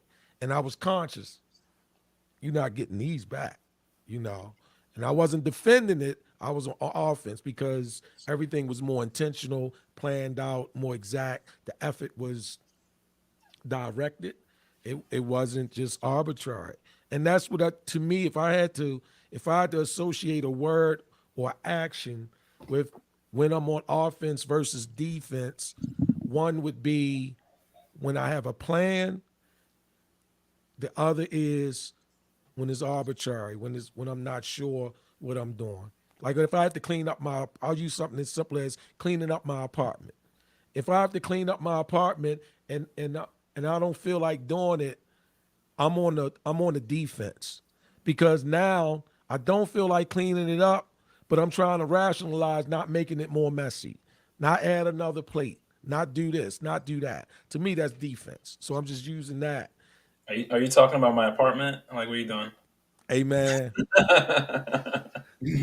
Sometimes I be so lazy, after I eat, I'll stick the plate in the refrigerator so it kill the smell. So the smell won't go through the apartment, yo. Man, it's teaching me the cheat codes. Thank you. Shout out to that. I mean, why be reminded that you don't want to wash the dishes? Because I don't eat off of paper plates and plastic cups. I don't do that. Everything in my apartment is glassware. It's real. There's no plastic containers or any of that being used. So, okay. But anyway, that's what I mean by offense and defense. Respect that. Respect that. John, what we talking? So just to kind of piggyback off of talk, I live life for the most part on the offense, always on the attack. Especially from a financial perspective, and my offensive strategy has pretty much got me through the Super Bowl. You know what I'm saying? Respect. Yeah. I don't have to worry about any of that. So just like Talk pays his up for 3 months, I pay mine up for like a year. So I'm like 10 months out before I have to pay any type of rent on my apartment. Bills 2 or 3 months ahead. So I'm not really I have to set reminders to go, you know what I'm saying, to just keep putting money in those accounts and let the auto drafts just keep working.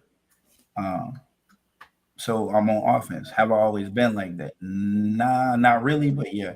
So it was different. So like trying to get to the point I'm at now, I developed offensive strategies, but I learned you have to always have a contingency, and that's my defense. So my defense, just like in football, supports my offense.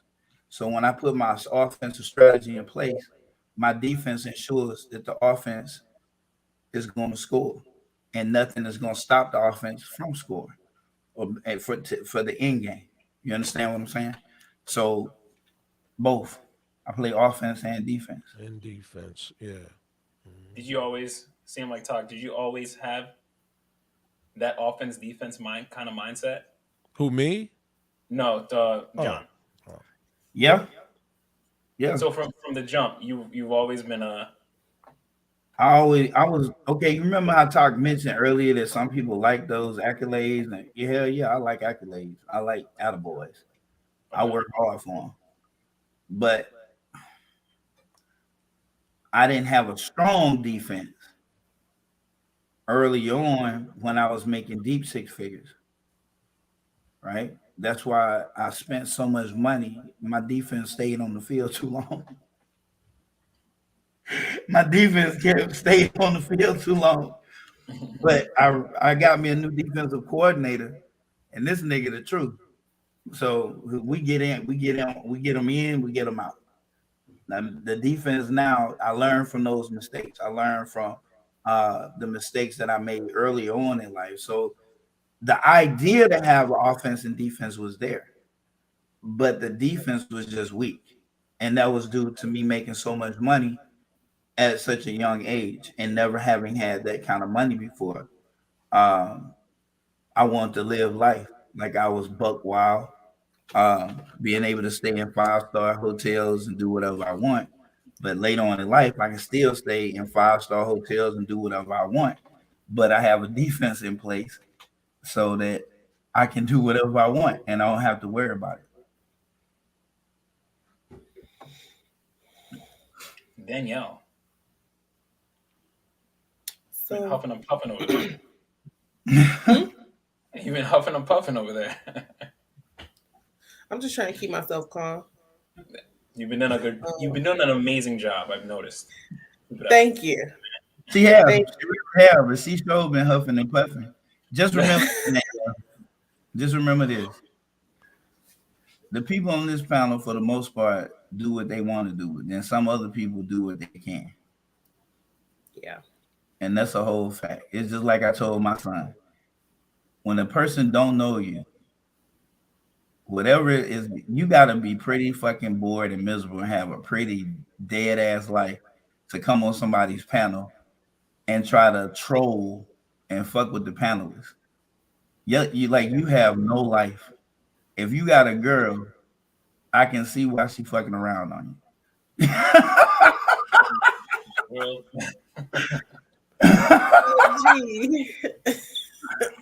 Gee. So for me, it's interesting to hear how Talk and John define offense and defense. And I actually understood it too. Like their offense and defense is having something planned and unplanned. I was thinking I live my life both too, though. I'm typically trying to be offense, but for me, my offense and defense is being open and being closed. And so for me, I try to live life offensively. For me, it's better to just be open and go in without expectations and feel the energy and then, go about it however it's flowing, not try to fight that energy. But sometimes I do have to get in the defense because I have to check a person about the energy they bringing around me. No, that'd be more offense then. Yeah. That's still offense. That's offense. When I check a person, I get completely closed. I'm not hearing what you're saying. And that's what I'm saying. It's different for me, open and closed. Like for y'all, offense and defense is playing. For me, it's open and closed. And when I'm checking you, I'm completely closed. You have to work really hard to open me to be able to hear you at that point. I'm closed and I'm dog checking you. You're going to fix yourself or remove yourself from my space. So, but why I'm saying that's offense. Defensive would be more if they're saying anything to you, you just sit there and take it. Really, that would be more of like a defensive way of looking. To me, that seems like you offensive because you're not controlling what's happening. You letting it happen to you. That's my understanding too. And that's offensive to me. That's offensive to you? Yeah, I can see that as being offense. You know why? You're not about to dog walk me. You're not about to take me where you want to go. Yeah, like what I tell people sometimes is, if you breathe life into it by responding, and so you could almost kill a thing with silence. True. Yeah. So for me, that's offense and defense. And typically, I've been defense. Actually, I've been a very close person. When I was younger. Because I hadn't lived enough. I didn't know myself enough. And I don't really too much like letting stuff in. I like to determine who I am and what I'm doing and where I'm going for myself. And then I can open.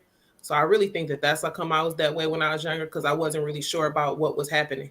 And so if I'm not sure, I can't be open and just be letting anything in here. Sure. But once I was sure about myself and my direction and what I could do, then I could be open because it don't matter what you bring to me. If it's not matching where I'm going. Doesn't matter. Yeah.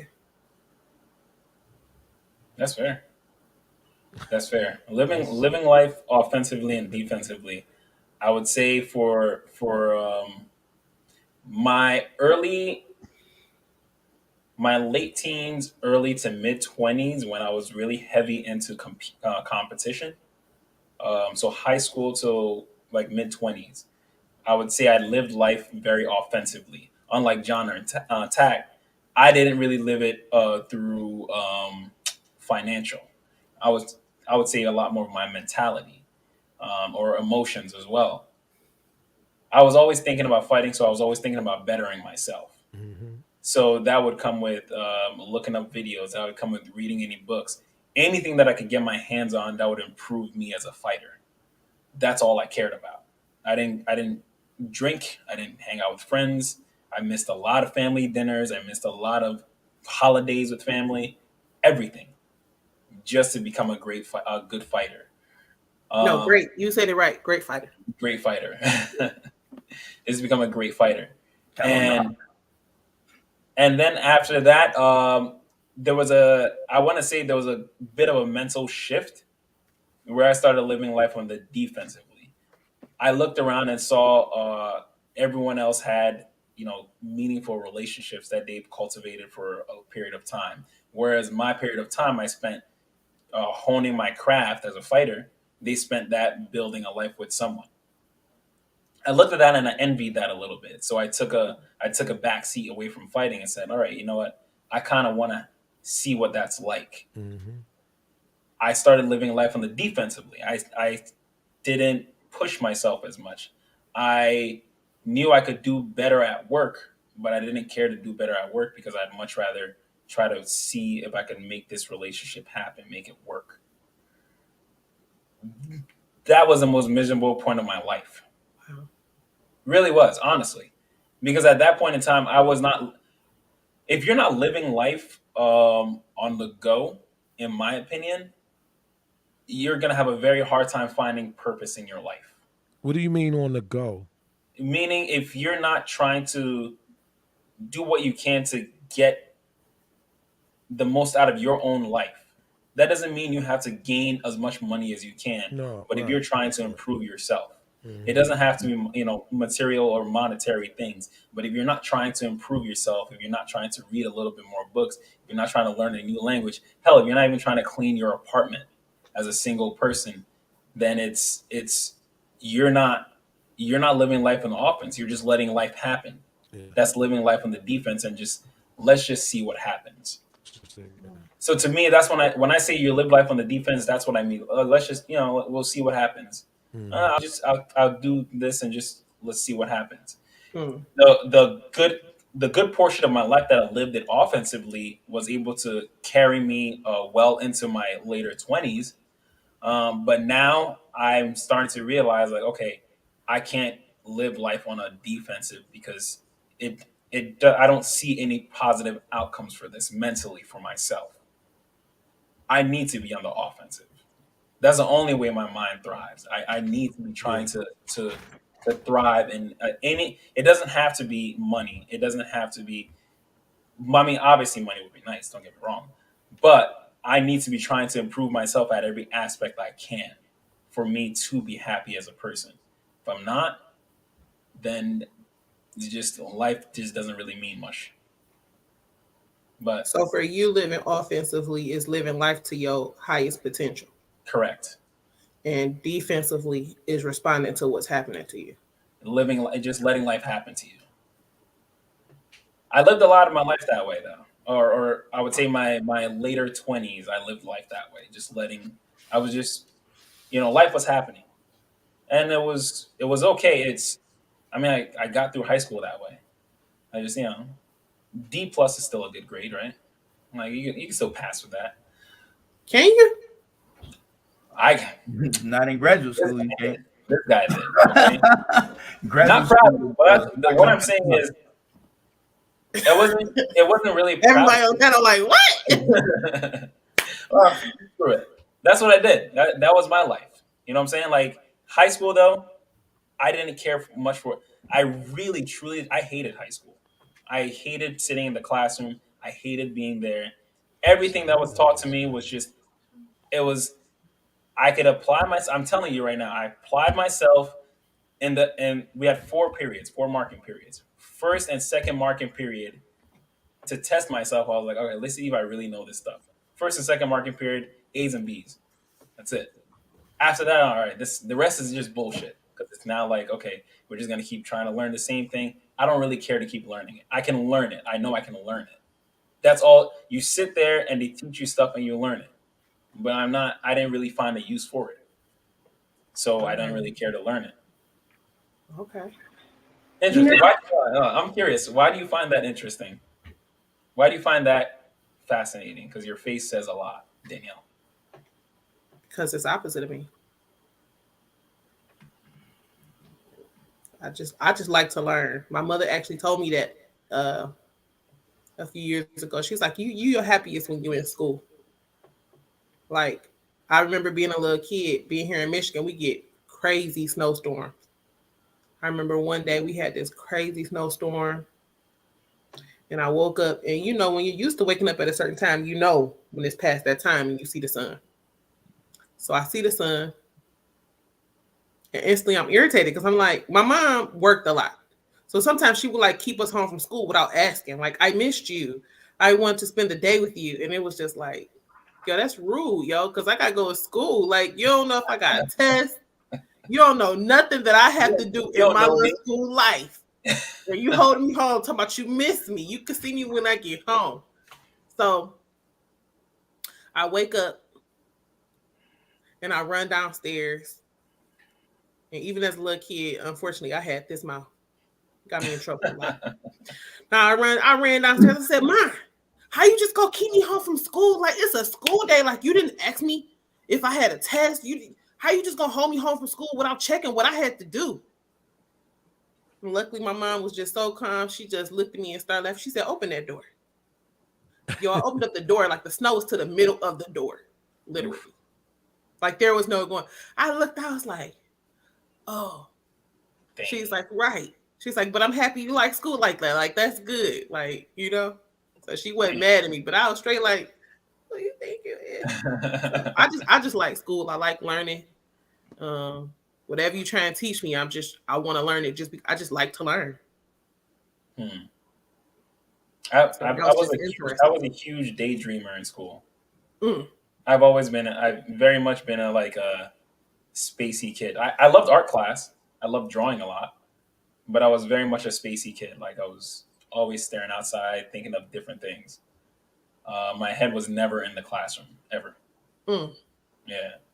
So it was, I mean, I had moments where I could focus on it, but eventually just the material just gets boring. It's very repetitive.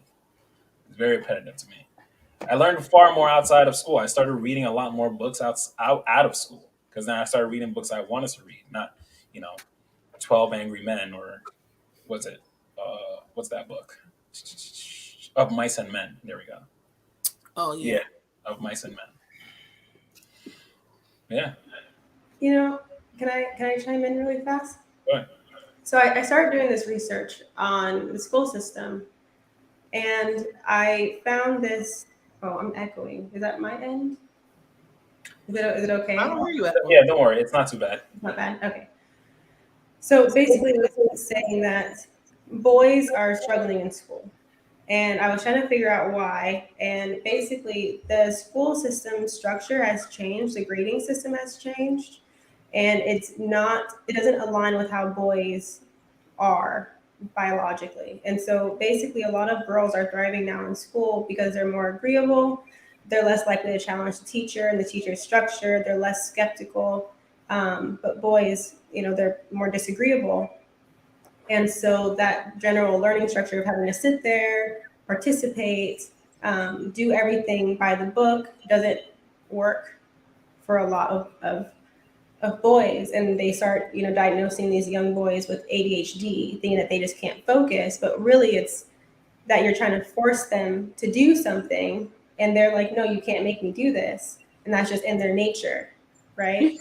But they completely look over a boy's nature, thinking that they can make girls and boys the same, and that boys are just less intelligent. But when they looked at, so they have different markers. So they have like I don't know if you know what they're called, John. There's one's like the teacher's marker, which is like participation. How well did my student behave in class? Then there's like the grading, like exam marker, like actual objective grading. Mm-hmm. And the boys, I think they did either the same or better than the girls in like 5 out of 6 subjects. So basically, the boys are just as smart, they're just as intelligent, but they're getting marked down because they don't act the way that the teachers want them to act in the classroom. And it's very unfortunate. Yeah, I mean, a lot of the entire narrative to push the bigger narrative is to change the way that the instruction, because what was it, about 10 years ago, I believe? When was that research dated? Do you remember? I don't remember. It could have been around 10 years ago. It could have been a little bit, this one could have been more recent. I looked at some that was about 20 years ago, but I think this one was more recent. Okay, so when you look at it, they started teaching far different. They taught math different. They did all of these things. So boys, I think that girls are more abstract than boys. That's what I think. Boys are more concrete. But when you teach chunking and math, it favors the girl because she can see it and visualize it in her head. And then, so they started with the math and they changed the way that they taught math. So no longer do you carry a one and you do all this other stuff, you chunk it. You take the tens, you take a 10, like if you're adding 45 and 35, you know that you have a 20 in both of those. So then you're gonna take the 20s and turn around and take the 20 over there, and you take the fives off and then add the 10 later. You're not talking about carrying no one or nothing like that. And if you don't do it quite like that, they'll take points off. So that research that's interesting. I'd like to read that. I think it's called teachers mark inflation, something like that. Grading inflation, teachers mark inflation. I think it's just the inflation model. Is that what it is? Okay. That's what I think. Don't quote me on that. I think it's the inflation model. Interesting. Super sad. Like boys are reading, I think it's like they're reading at a 4th grade level now, and I think math is at like an 8th grade level. Yep. It's like the lowest it's ever been. And they're saying, oh, it's because, of whatever reason now they give about men that's negative, but it's because the school system is favoring girls now. At least we're killing it in gym class, so we got that from going for boys. Okay. Boom. There we go. Well, that's gonna change when you start. Listen, come on, man. Let us have this. Tack, what were you like in high school, man? I only went to the 7th grade. Right, I was about to say he ain't even go. If I went to a high school, I was trespassing. What time? No, I said I remember we used to go to a high school. We was trespassing because we weren't in school anymore. So I finished the 7th grade, and then when Thanksgiving came for the 8th grade, I just never went back to school because I couldn't do it no more. I could never focus on what was happening, and I tried to communicate that, science class, I would turn the gas spigots on at the end of the class and just different stuff to communicate that I can't do it no more. But yeah, my man's a wild boy. You turn the gas things on the dissection and the chemistry tables. He'd turn the gas.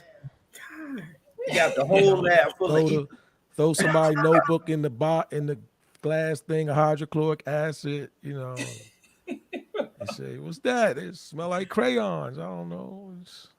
But I couldn't do it. And, my parents, they did the counseling thing, and they sit there and they ask you all these weird questions, and it wasn't happening, man. Like, I don't need to know how many planets there are. I don't really need to know that. I don't even know anybody that needs to know that now. Nah. That's exactly what I thought about the Pythagorean theorem. I couldn't, And then you going to make somebody do all that? And then you hire people at McDonald's and tell them don't count on your own, just push the button? Really? That's a fact, man. That's a fact. You get fired for counting the money yourself at McDonald's. You know what's crazy? I actually really wanted to go into I know in my high school they had kids that would go on to vocational school halfway through the school. Mm-hmm. Mm-hmm. And I tried to test and to make it into that because I was like, oh my God, I could fucking get out of this. So my brother was smart enough to make it into that, but I was not smart enough to make it into going on. Bro, it's not that you weren't smart enough. No, they said, yeah, well, it's not that I wasn't smart enough. It was actually that I was too smart. unfortunately. Like, because it's like, all right, if you scored lower than this point, then you can actually go. And I scored higher. Oh, So they wow. were like, okay, well, you're capable of sitting here in the class and learning. So we need to keep you here so you can keep learning. Mhm. And then that's when I started bombing all my classes because I'm like, fuck you guys. I'm gonna show you how much I can really learn. And this right here is what that's exactly what I'm talking about. They should remove standardized testing out of the system because the only thing it's good for is money. Grant money from big institutions. That's it. That's all. An MCAT is not an indicator whether or not you will be a good doctor or even make it through medical school. I said that. The LSAT is not a good indicator of whether or not you will make a good attorney or you can make it into law school. And the GRE is definitely not a good indicator of whether or not you can make it through graduate school or even succeed. It is all about you and how you process information. They had a kid at Harvard who he scored like he got into Harvard Med, but he scored like in the 98th percentile on the MCAT. He had a 4.0 out of college.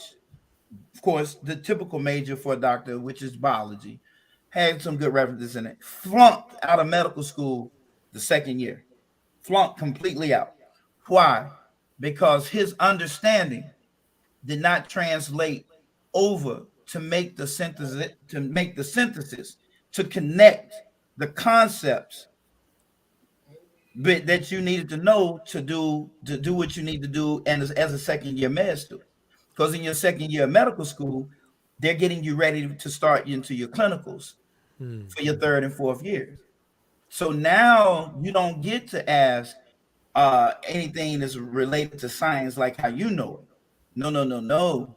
We're going to ask you questions giving you a presentation. 40-year-old male presents with elevated blood pressure, no history of hypertension, swollen ankles, so edema in lower extremities. Now you have 5 choices. 2 are right, but 1 is really right. 2 are right, 2 are wrong, 1 is exactly right.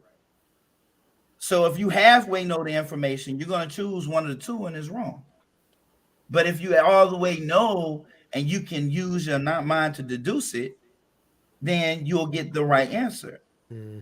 Right? So those tests are useless. You can't tell what a kid might fuck algebra but be a hell of a welder. You understand what I'm saying? Because those classes are more, for me, I was like, fuck that. I don't never want to sweat like that. What'd you say? A squared plus B squared equals C squared. I got it. Real quick, hold on. What's up, Anton? Shout out to Anton. Anton Daniels, the GOAT. Shout out to you, man. Thanks for showing love. Appreciate it. King Anton himself. Now I do embrace real quick, Chris was actually about to say something. Oh, go ahead, Chris. I'm sorry. I apologize. I was just gonna say what's crazy is that men end up going into those fields more often, anyways. Welding, like construction, all of those, but they don't offer those in school. You have to pay. You have to get into those colleges, and if you're looking back at where they started in a school system that didn't cater to their needs as well, they don't have the grades because they have this marker inflation. Mm-hmm. So they can't get into these schools. So now these boys are lost and they end up in the military because they feel like they don't like school. They can't do school. And now they're behind 10, 15 years because people didn't understand how they learned or what their needs were. You know, and now we're growing up in this time where we're like, oh, women are killing it. Yes, women are doing a good job, but it also helps that they're in an environment that suits them from the age of 5 years old. Like, imagine that. What is that, 13 years you're in school? And during that 13 years, nothing that's being taught to you is being taught to you in a way that's going to be conducive to your life and where you're probably going to end up. Right. It doesn't make any sense to me. It's very sad. Poor men. Poor men. Poor men. That's crazy that you got to test into Votech. Yeah, I don't think you have to test into Votech here. I think you just sign up. I was all of my friends, everyone was in Votech, and I was so pissed that I could not make it into Votech. I'm like, are you kidding? You're telling me that my grades were too high to get? I'm telling you, I do not want to be here. I want to be there because I will do good there. And they're like, yeah, but the test scores said that you're good enough to be here. Too smart Oh, for word? Really? Okay. Say less. I proved them. Crazy. That's tough, man. I'll show Yo, you. I'll show you. I can get an F big as shit. Like this, God damn it! Listen, that's too high. I want a 10. Listen, I can learn the material, but the material was just not what I wanted to learn. Like, I don't. Sometimes I think adults just, especially like, yeah, teenagers are going through their hormones and all that stuff, but they're smart enough to know what they want to learn. They're smart enough at this point in time to know what they like and what they don't like. And the fact that a kid can actually articulate, I do not want to do this. I want to go here because I will be better here.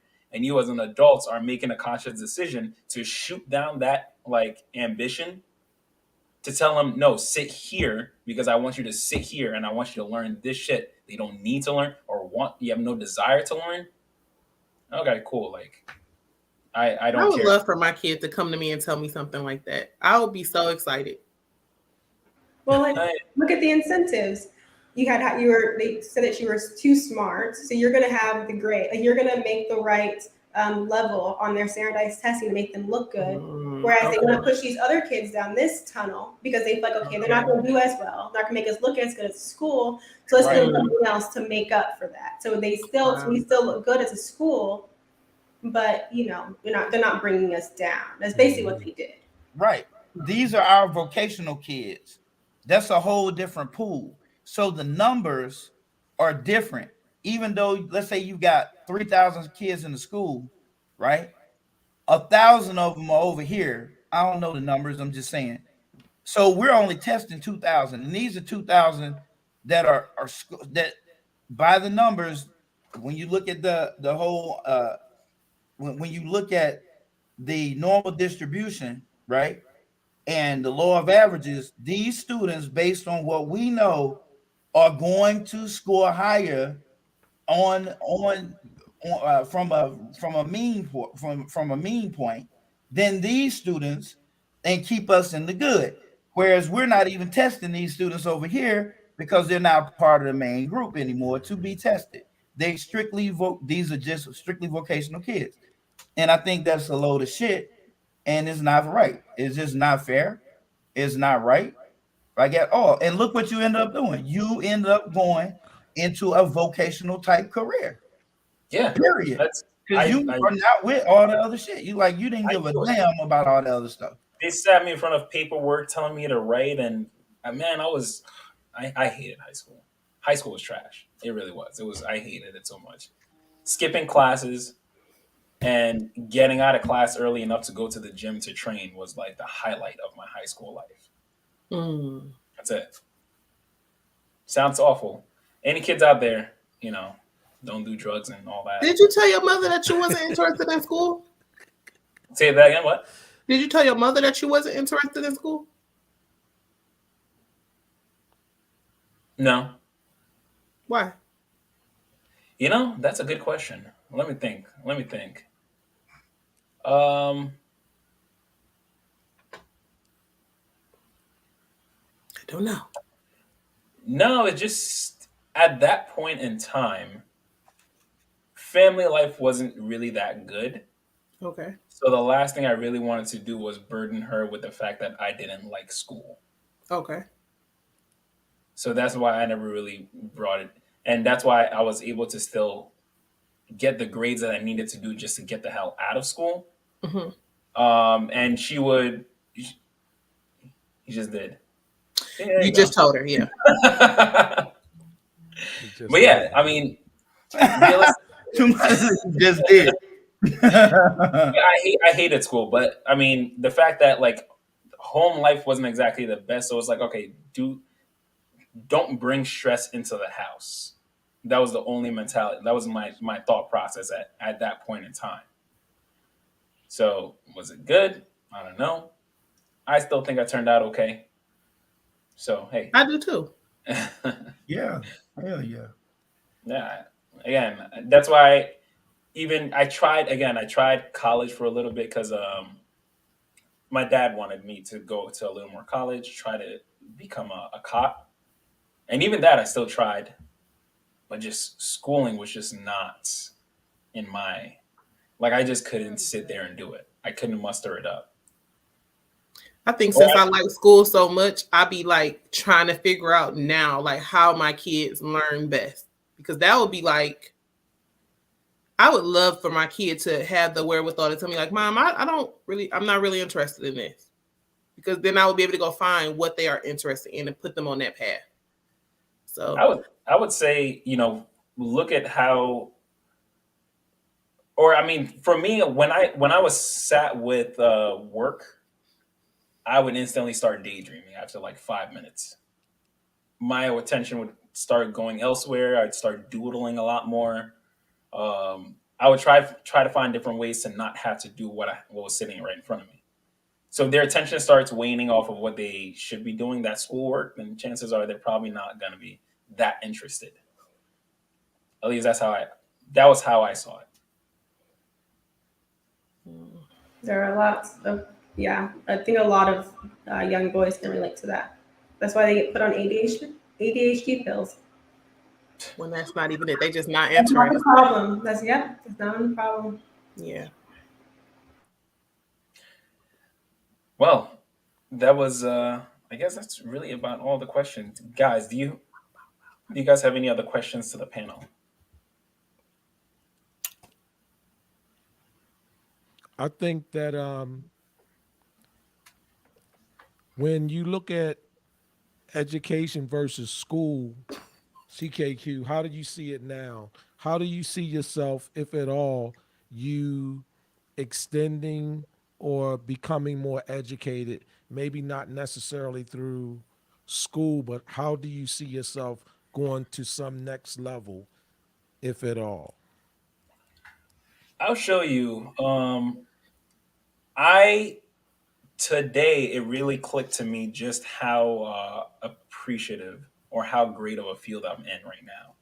I'm a service plumbing technician for a high-end plumbing company. I go into wealthy people's houses all the time. And it just clicked to me today that because I'm a personable person, I talk to a lot of people, they're always giving me different kinds of gifts. And a very wealthy man gave me this book that he wrote. What's the name of it? Asking Just Right Business Questions. I finished doing his water heater and we were having an amazing conversation. He said, "You have a very bright future. Here's his book." He actually, I just opened it up today and realized that he signed it himself. Wow. What's his name? Charles what? Charles J. Selden. Okay. Charles J. Selden. I have so many wealthy people that I talk to on a daily basis that I could be learning from. And because I'm a personable person, I can ask them a lot of questions and they're more than willing to answer, because not a lot of people come in their house to actually want to learn from them. Mm-hmm. I've seen people that own like multi-million-dollar homes that I went in there and they were trading stocks. Had like 4 or 5 monitors, just legit trading stocks on the phone. And that could have been questions I could have been asking right there. There's a lot that I can actually be learning from people. That's how I learn a lot that way. Mm-hmm. Because something like this, I can now actually open this book up and finally start reading it, because just the right business, how to ask questions the proper way to get the answer that you need. Congratulations, man. Reading a lot more, asking a lot more, communicating a lot more effectively is how I think I'm going to learn a lot more. Got you. Maybe by that, I'll see the value in taking specific classes in school that I can actually glean the knowledge that I need. Sure. But just going through school to go through a program and a regiment to essentially eventually get a piece of paper out of it, I don't think I could do that. I cannot muster that.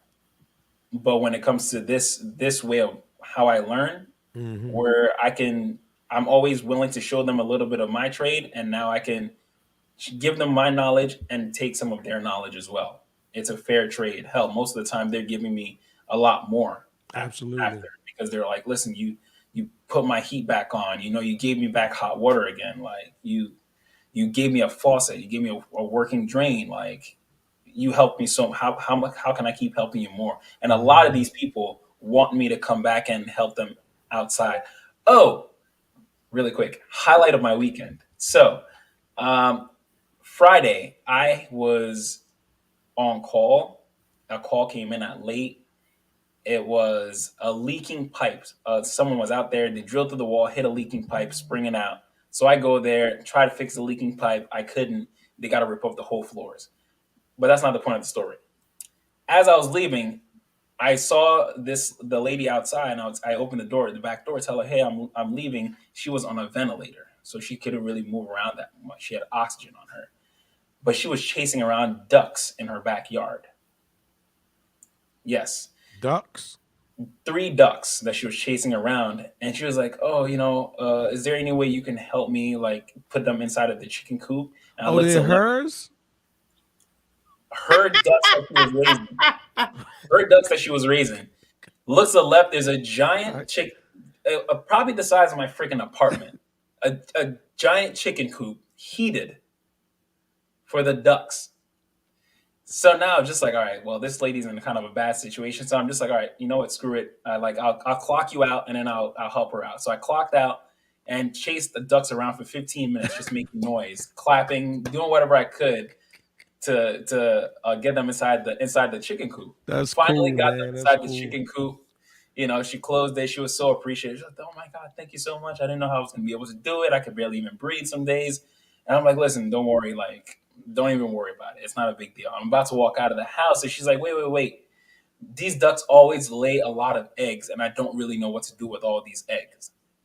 So she gives me 2 cartons of duck eggs. So now I'm eating a lot of duck eggs, and I've been giving a lot of duck eggs to my friends. And everyone looks at me like, "What the fuck? Like, duck eggs?" I'm like, "Have you ever had duck eggs? When's the last time you had duck eggs?" "No, I've never had." So take the damn duck eggs, cook Did it, it and taste see what you different? think. They're actually a lot more fresh. And they're bigger than a regular egg. You know what? I'll be right back. I'll show you guys. And you was never, yeah, that was cool. Yeah, I wanna Continue see the it. conversation. Yeah, I want to see it. I ain't never seen no duck egg. I mean, I didn't heard about it since my husband is chef. Like, I didn't watched it, but I'm like, what they taste like? That's crazy that I would turn my face up to a duck egg opposed to a chicken egg just because that's what I'm used to. There you go. That's all conditioning.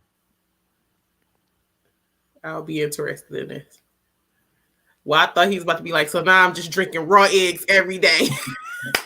Oh, wow. Yeah. Regular egg, duck egg. I see. Yeah. So that was different things like that. I think that was cool because a lot of people would have been like, "Let me get up out this lady's house, man." You know? Yeah. And going back to Chris's question, that's what I'm starting to realize is my purpose is going to be a lot more people driven.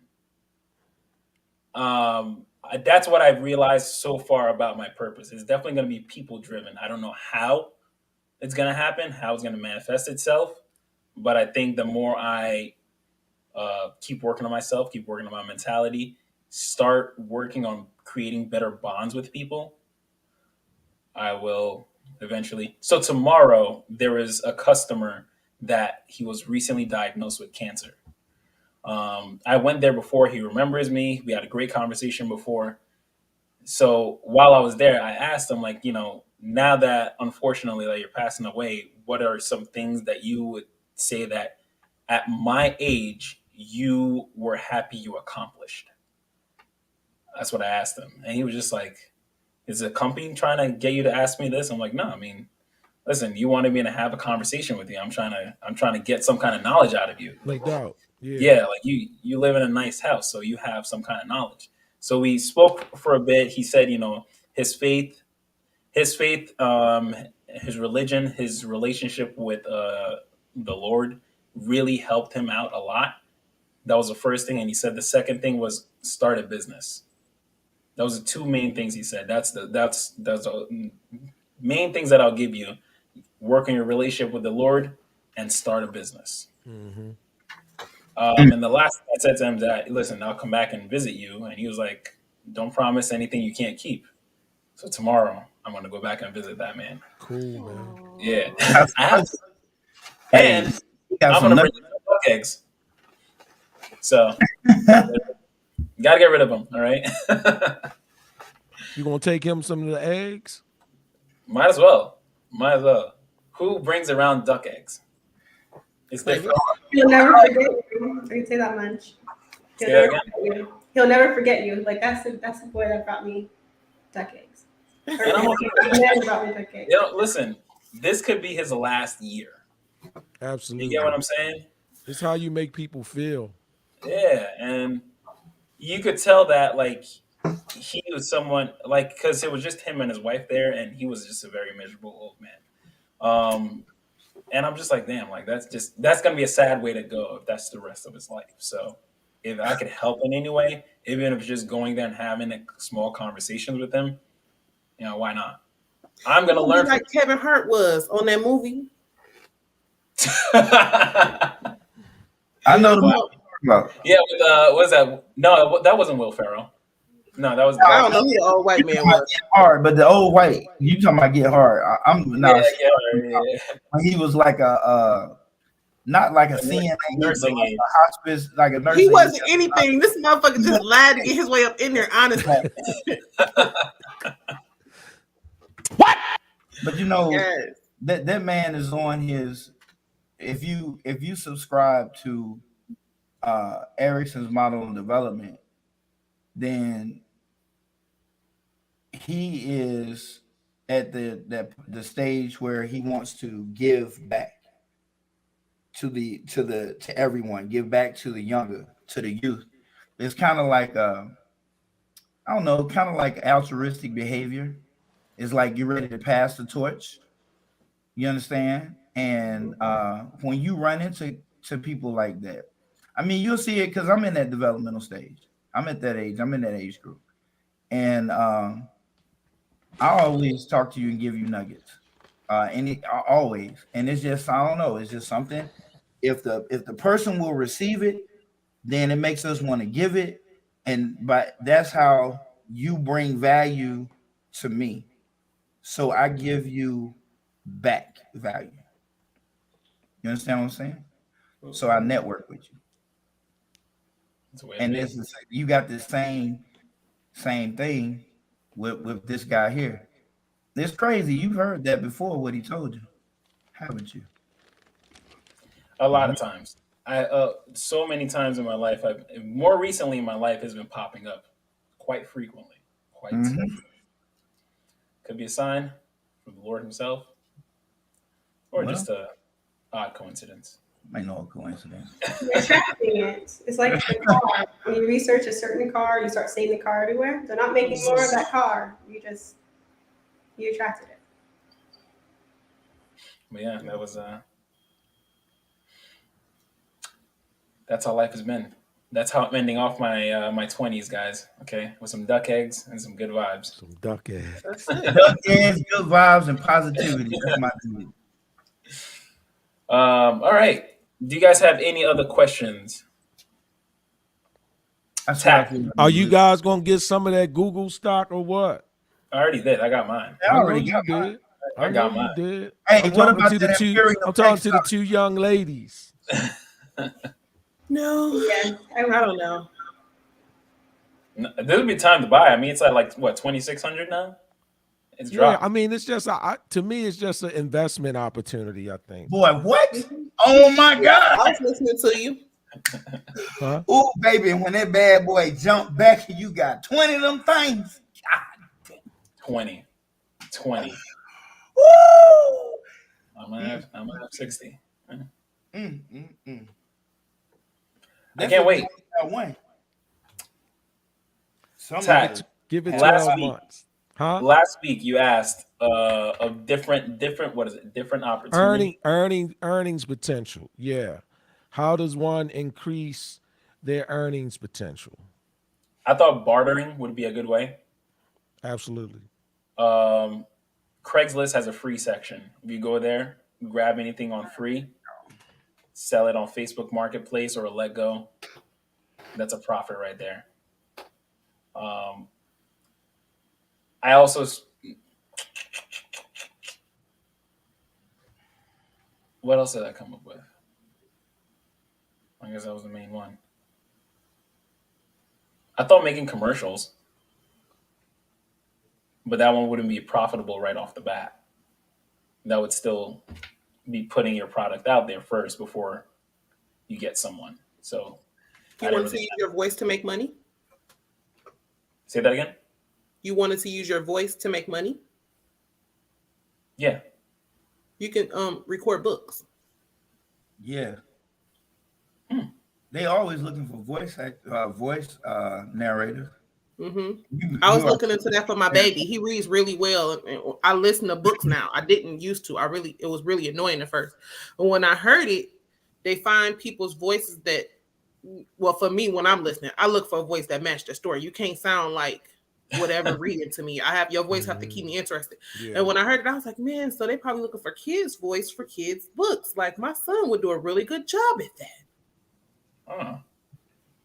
So yeah, you can read a book. The obvious stop. And some of them you make royalties on that thing. The more it's played, the more you pay. Wow. Yep. Okay. If you do really good, an author might just choose you for all of their books because there are some books like that. Hey, they make some back. Let me tell you something. Absolutely. If you become real good at this, man, them bitches be like $600 an hour, and normally can't do it in an hour. No, take weeks to read a book. Yeah.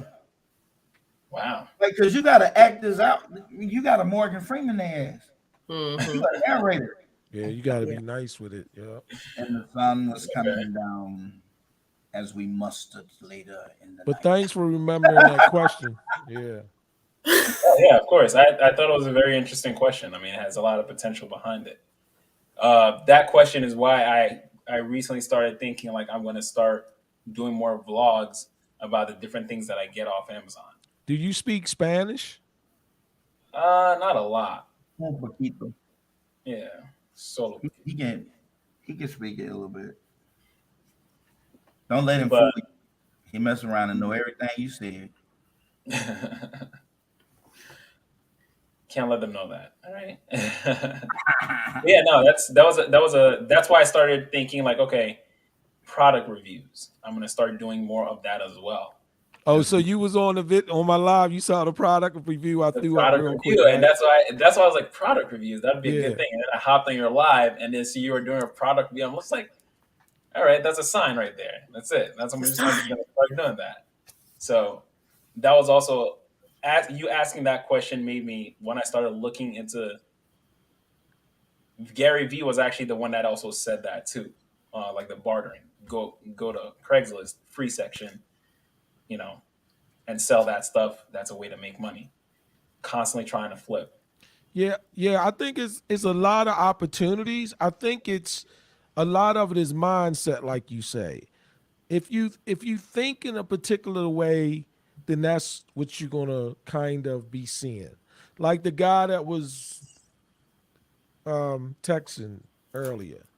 I see it all. And you know what I paid attention to? The colors of his logo or the picture or whatever. That's what stood out to you. That stood out to me. I wasn't about to read what he was doing, but that stood out. And I'm like, okay, I can appreciate that. So even in that instance, I could appreciate that. He had value. That was, right? So that's how I kind of look at this stuff. And that's why I think like a lot of people, they look at it like they're to tap me on my shoulder person. In other words, they're the type of person, they'll do the work. They'll never be late. They're going to continue to do it, but they won't really be in pursuit of anything, taking advantage of mobility or other opportunities until somebody tap them on their shoulder and inform them that might be a good idea for them, right? But once you get into that space of you see yourself more powerful than you think, and more powerful than the people around you, even though people say I love you, then they see you, is you be on a different level because that's gonna be your walk. That's your cadence. That's your, your whole stilo. Like everywhere you go, it's like boom. You got something nice to say to people. You dropping it on people. You making people feel better about their situation. And because why? Because what you see in the path you walking is what exudes out of you. It's part of you being you. It look like you helping that person, and you might be, but a lot of times that's just what you see. I was in the hospital one time, and I'm in the bed, and because I had to stay the night, and then I hear somebody making a little noise, and she comes on my side and she dumps the trash. And I said, "Oh, I thought I heard somebody." She said, "Oh, it's just me. I'm just the cleanup lady," but she had a fancy name for it, right?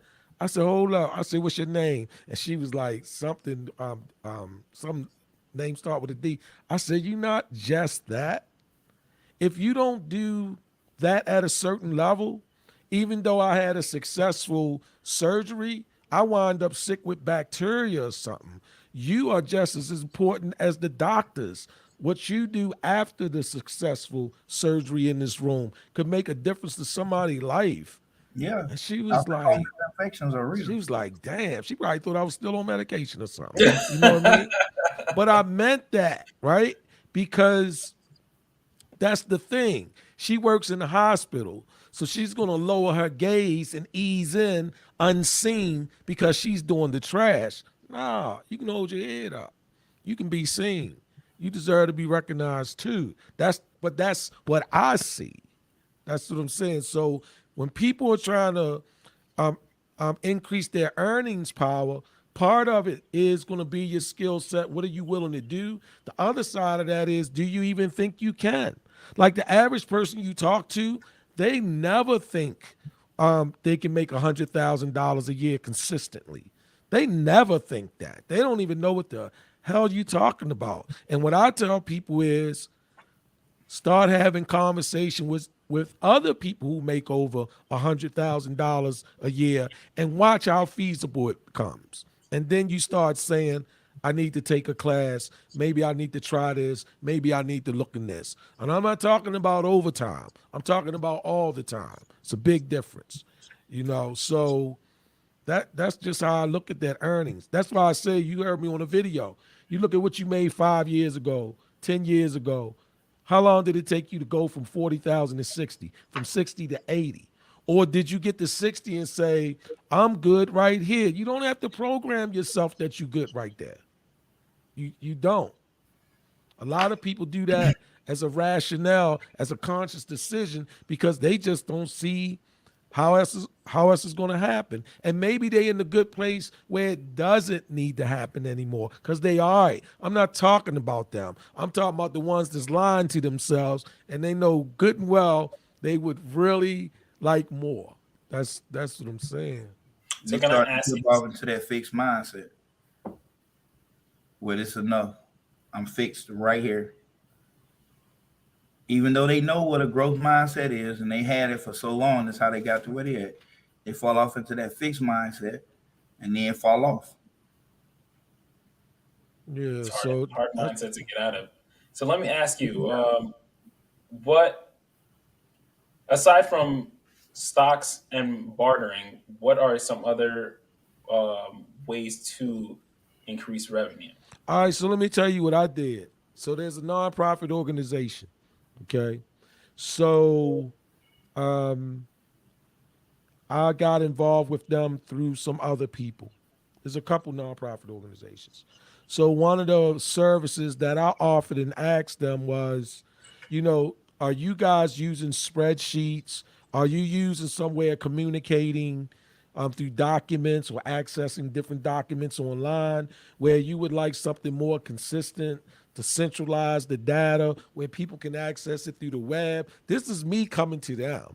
This is like, I'm just throwing that out there. And do you guys have documents that you would like to be electronic, not just PDFs that you fill out and print out and mail somewhere or fax, but just right there collecting it? And they was like, yeah.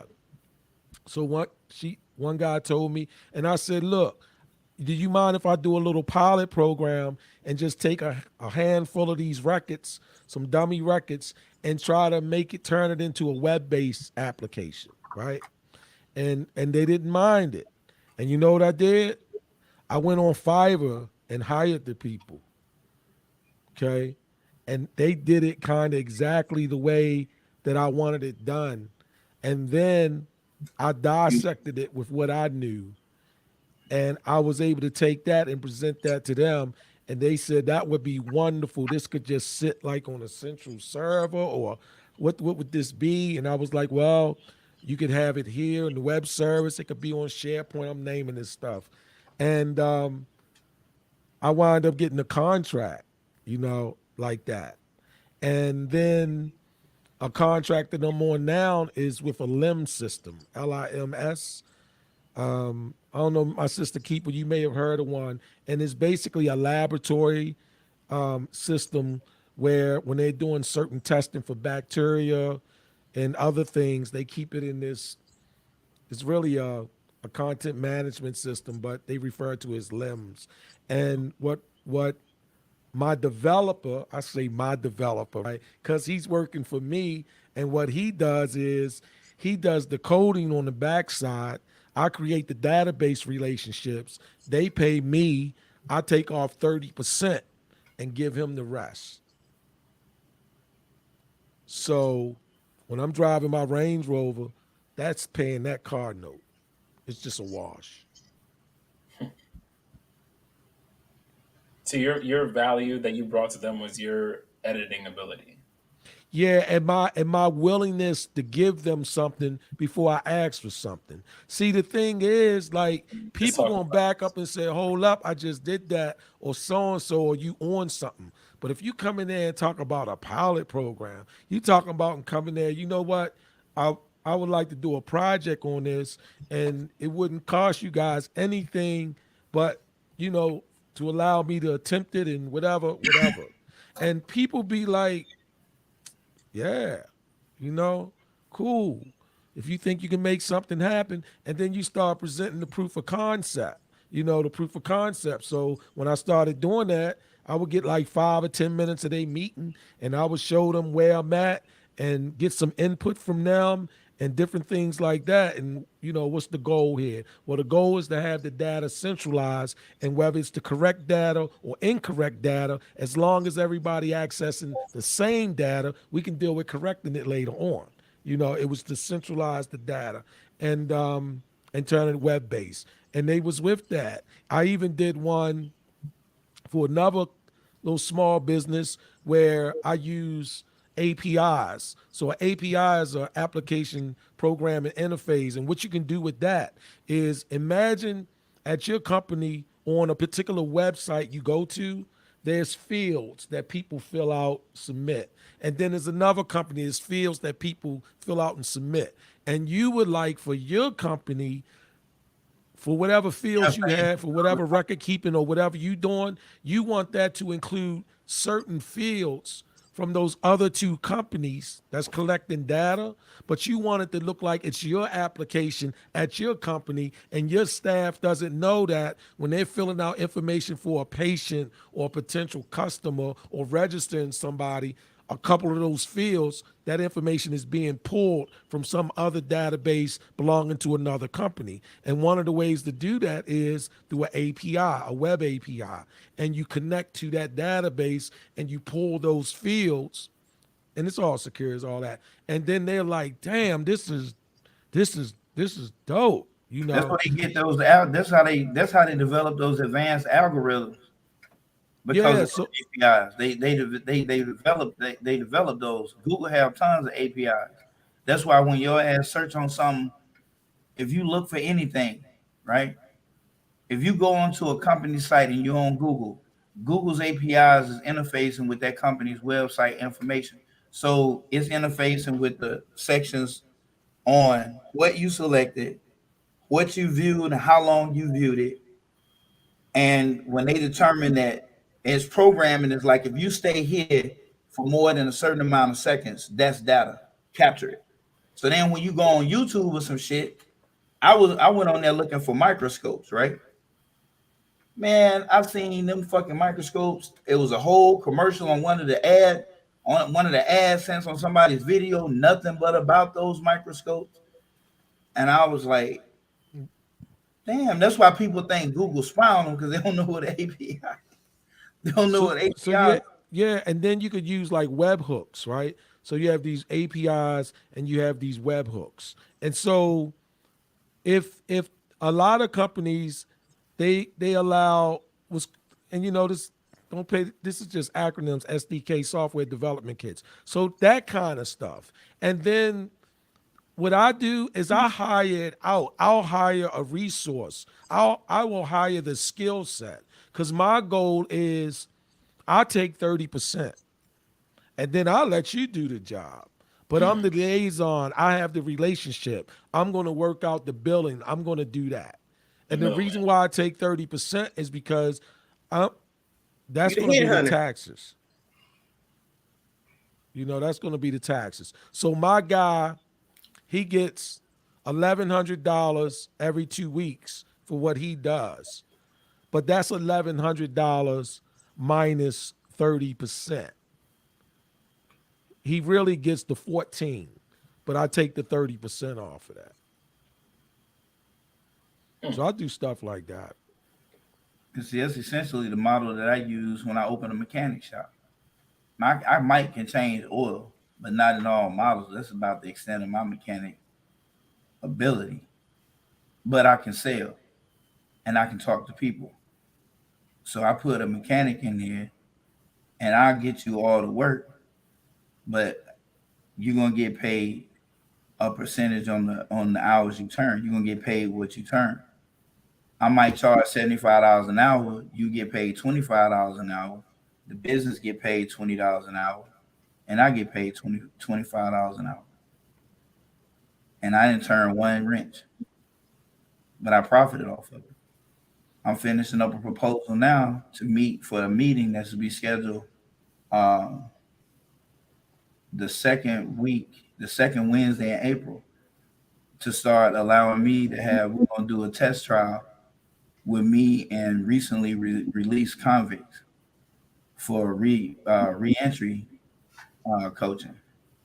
Going it, so if that pans out and that they like it, then I'm telling them how much I'm worth. I'm looking for an $80,000 a year contract. Period. No benefits. $80,000 a year for me to help your parole officers manage these guys, because the parole officers are not doing a good enough job because of the extended pay, because of the too heavy of a workload. They can't meet with these guys like they need to. See, a parole officer is supposed to meet with them and assist in their re-entry. They don't have time for that shit. They just want to piss test them and send them on in the streets, and whatever you do is what you do.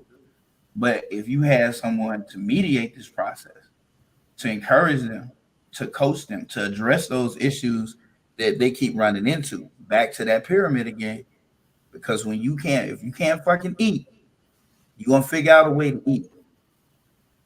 So I have to coach them. So that means I've got, if this goes through, then I've got to make, which I've already done, make my connections with some decent places that's willing to give them chances and work with them that way.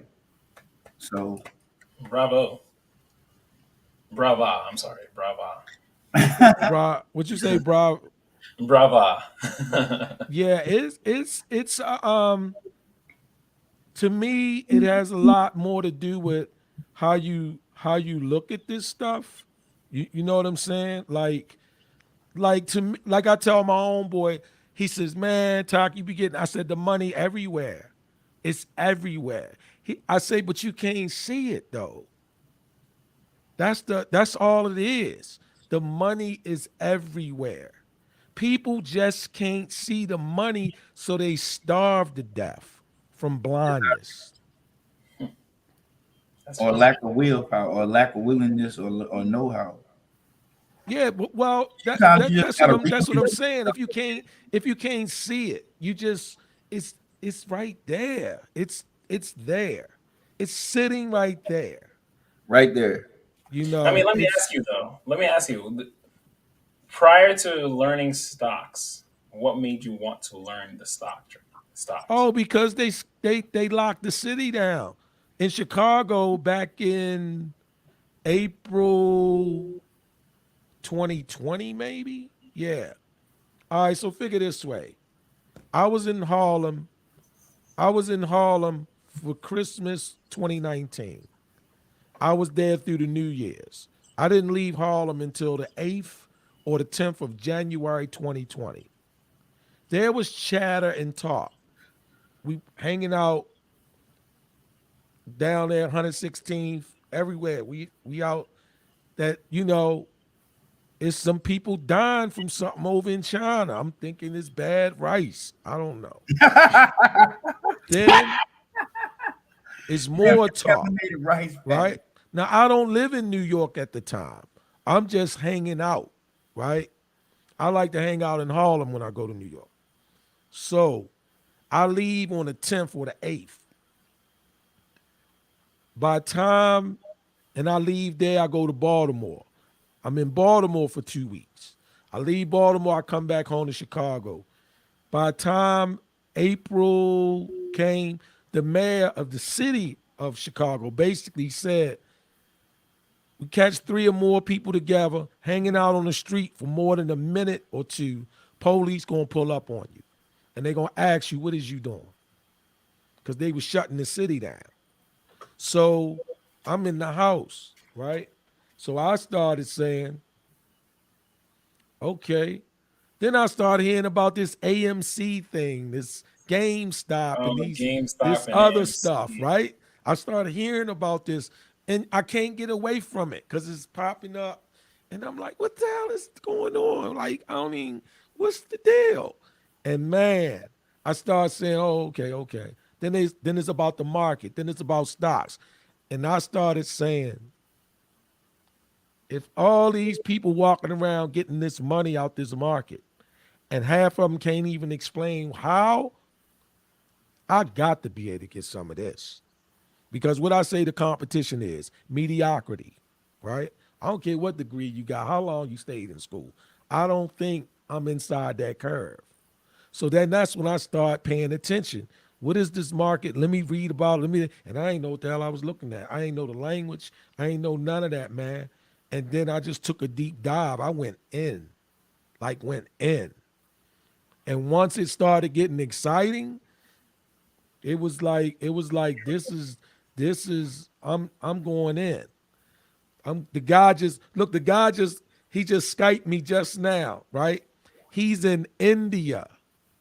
The country India, not Indians and cowboys. He's in India, 12 hours different where he at, right? But my point is this. That's what made me start taking a look at that. That's what it was. But I want to show you something. Let me show you something right here. Hold up, let me show you something. Because you know me, I can show it to you. It's no thing to me. See, that's one thing about your boy Todd. It's not theory. I'm not telling you what's on page 26. I don't live chapter 18. I don't live chapter 18. I don't live chapter 18. That ain't me. When I'm letting you know that, I'm probably gonna be like real close the example of that. Okay. So this is oh, wait a minute. Hold up. Let me get it right. This is 2 of the nonprofit organizations. Hold up.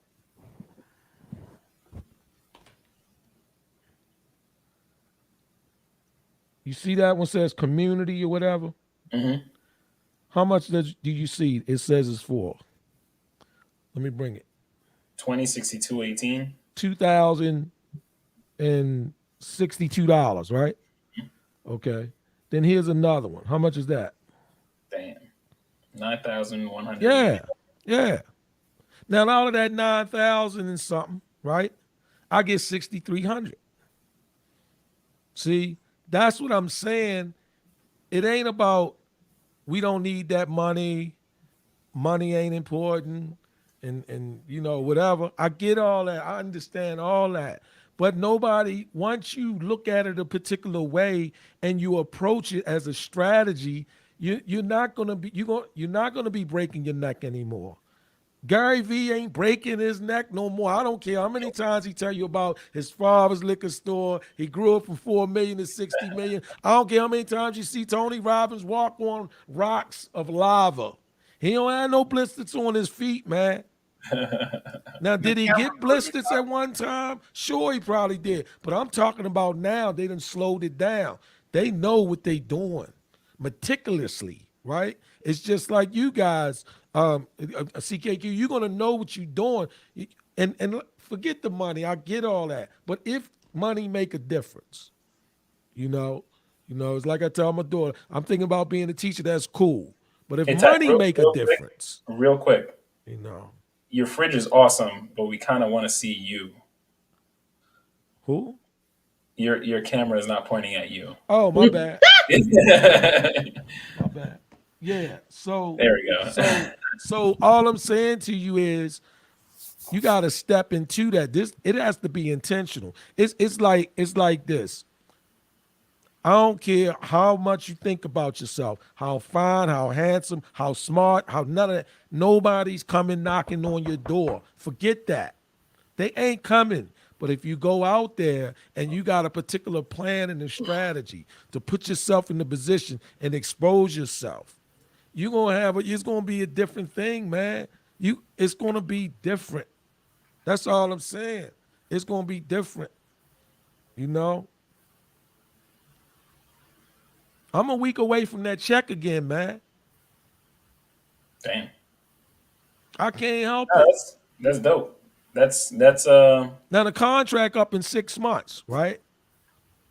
That's cool. I'll find another one though. That's all I'm saying. Like, you can get it, man. But you don't want to start rehearsing and chanting, I don't need that much money. Because if you keeps telling yourself that, make no mistake, you're going to be living like you don't need that much money. I promise you will. Because you'll chant it. You'll bring it. It's like a self-fulfilling prophecy.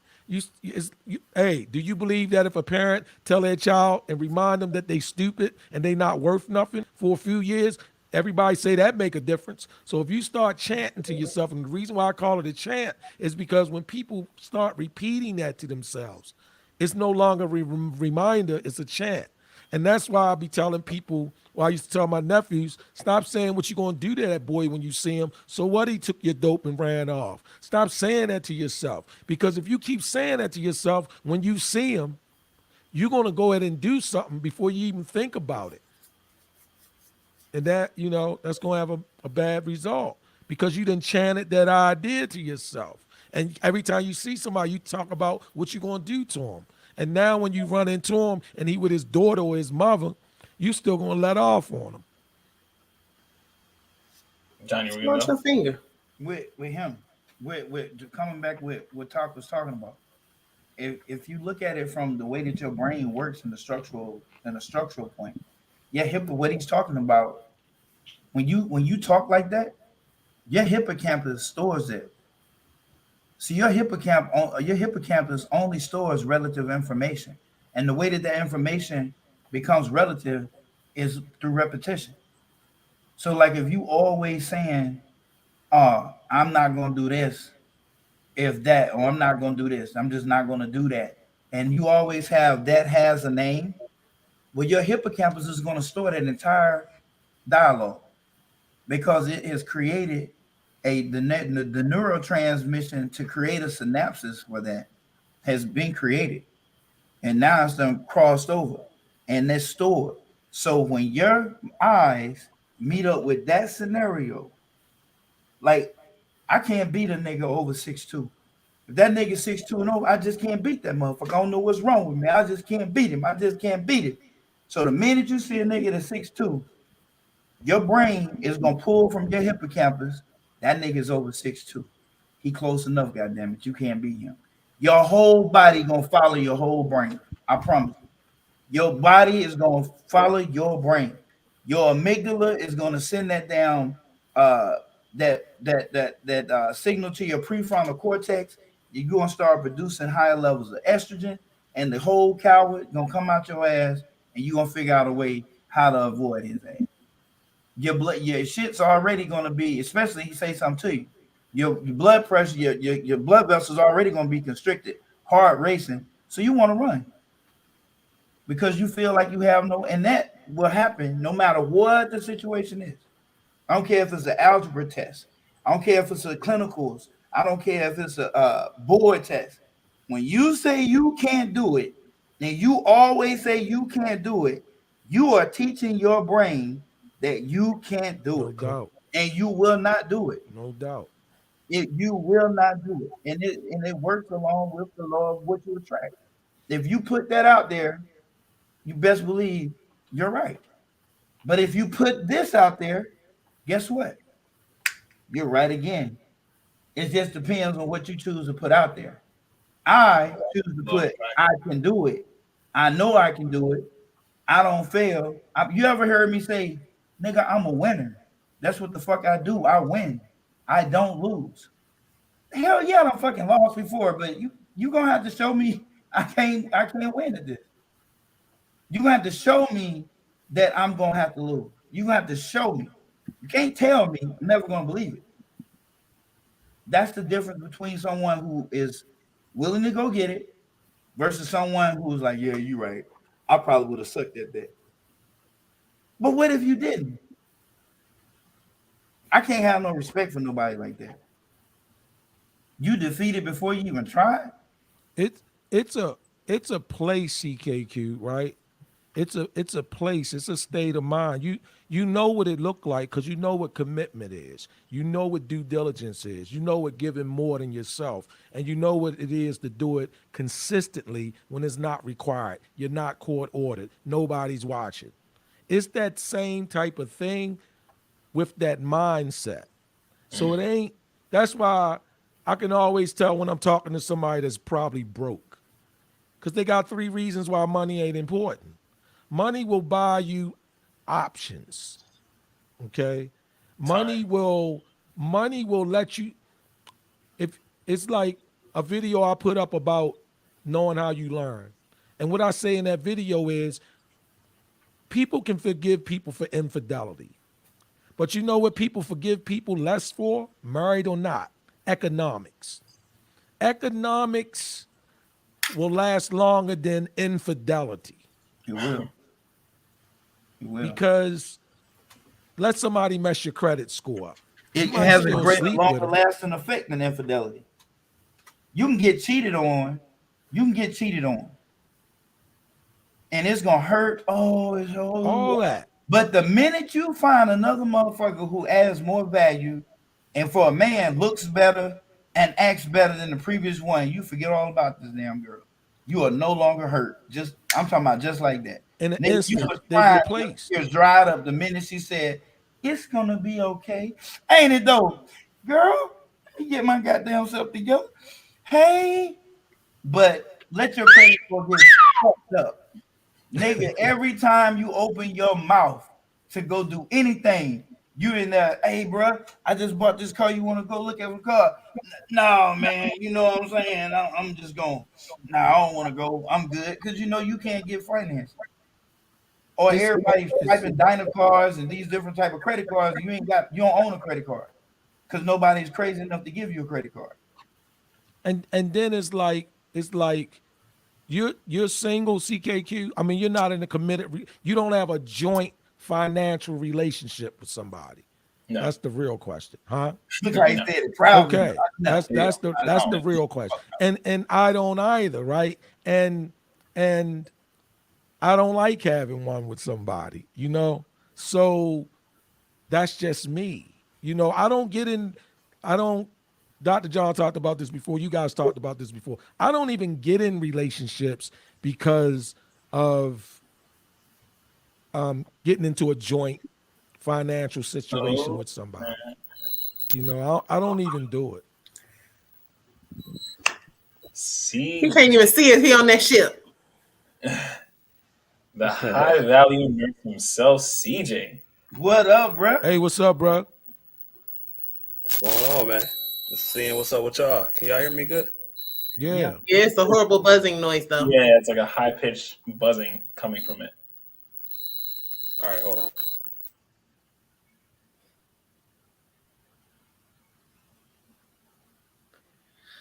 I think he's testing out some new headphones.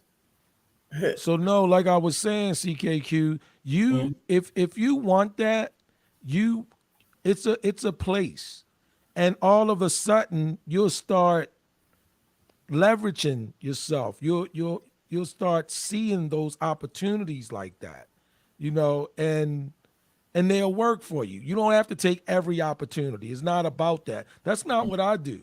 I don't do that. Like I got contacted by a charter school system. This principal, she's in charge of these 6 schools, and the young lady referenced me, and they did a whole conference call, and they wanted me to do some networking or something for them. And I told them I can't take the job. And they was like, why? I ain't said exactly like that. They was like, why? Because I don't do, my body gotta be there. My skill set gotta be there for me to get paid for the time that I'm there. I don't do that. Yeah. I don't do that. I don't do it. I can't do it. Because that means none of that happens if I don't have all 3 present to collectively. So I don't do it. But I created my situation not to have to do that. Yeah. And that takes work, right? But if you wanted to be there, you could be there. That's why I used to tell guys, I used to be like, yo, you gonna keep fixing computers while you don't learn some software, while you don't learn application development.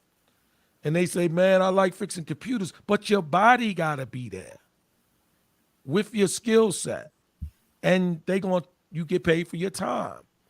If you do software development, you can charge for 16 hours in a 10-hour man time, because you can support and do stuff. Not that I do that, but you get what I'm saying. That 1-to-1, I had to get away from that.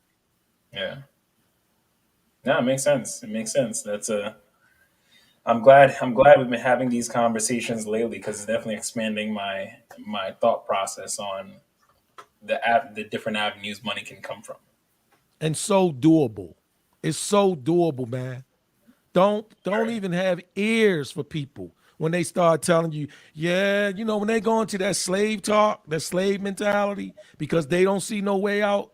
Just hear them out of respect, but do not buy what they selling, because it ain't true, man. Yeah. Hey, man, listen, that's why I try to switch. As you can see, I don't really do many conversations that are trending on YouTube. I always kind of have a very, we're going to be learning something when we're talking. No doubt. I appreciate it, though. You know that. You see, you get me excited, man. I'd be like, I can't shut up. I got to be having to relax. I appreciate that, man. Listen, you bring a lot of value to this conversation. That's because we live in this. See, it's different, man, when you live in it. See, I'm living that. I'm not, I heard this. I don't tell you about what I heard. Yeah. Well, listen, I appreciate you being here, though. But CJ, how you doing, man? Good. Can you hear me now, or is it still buzzing? That's much better. Much better. All right, cool. What's going on, y'all? Not much. Hey, man, just on this rocky ship, man. Hey, I like that. My man's out on the ship, and he called in. I'm honored. Yeah, this internet not acting too janky, I guess. So I just, I wanted to see what y'all was up to. I was listening in, and I said, let me see if I can get through. But I don't think I got the question. Did you ask a question, CKQ? We're all past the questions, but I'm actually going to drop a question to you right now. Okay. Okay. Do you live life on defense or offense, and how do you? On defense? Mm-hmm. Do you live life on defense? I think I'm on the total offense, because I'm steadily attacking. I'm trying to progress and attack. I don't think I'm defending myself from anything. You know what I'm saying? Like, I don't know, who would I be defending it from? Nobody's trying to. I don't see anybody trying to take anything from me, but I'm constantly on the offensive, trying to trying to get it. So if Yeah, I'm answering the question, no, that would pretty much be it. I mean, I guess uh, the way I would see it is a defensive take to life would be you're not pursuing as many things as you can. You're not really going after your passions. You're not really oh that yeah, driven to do much.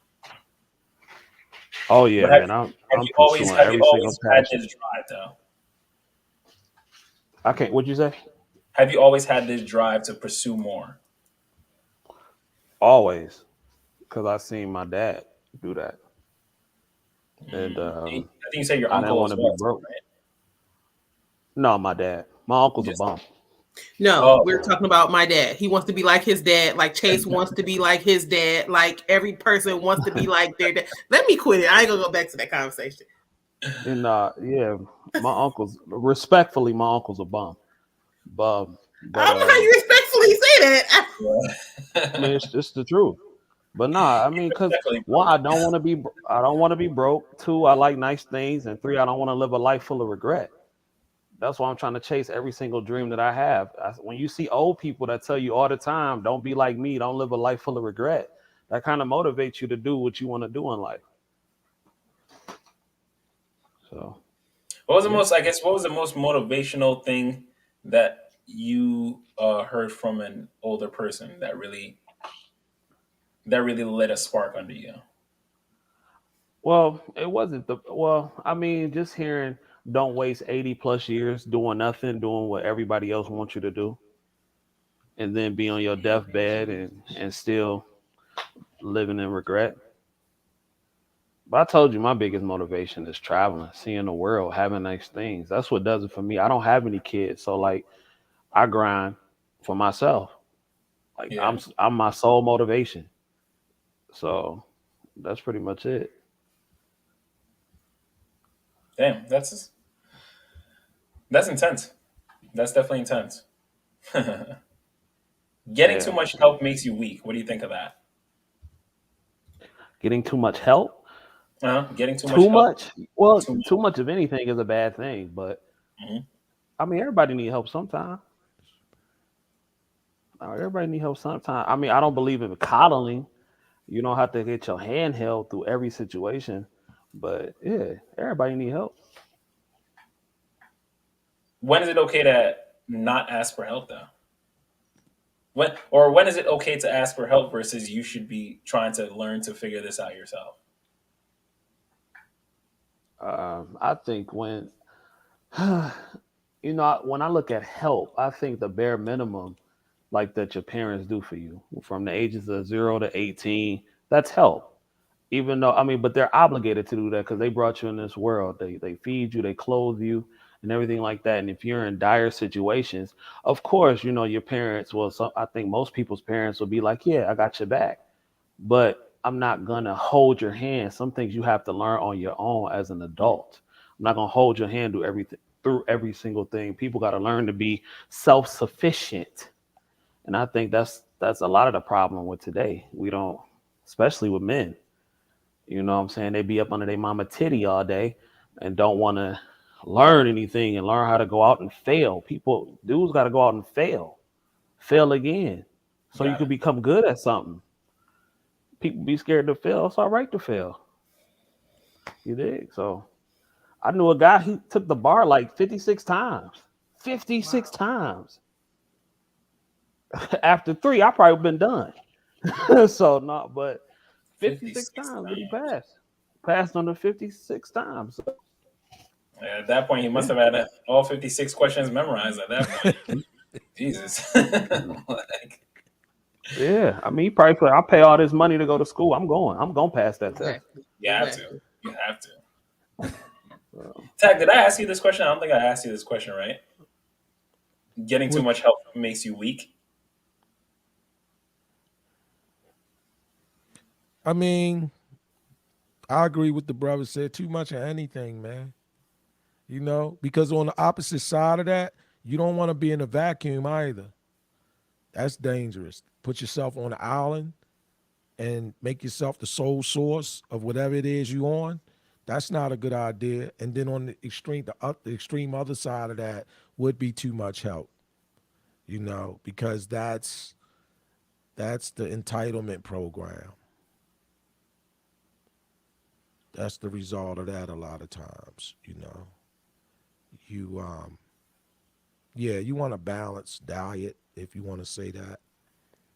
Mm-hmm. And I'll say this, typically though, you will get help. Like,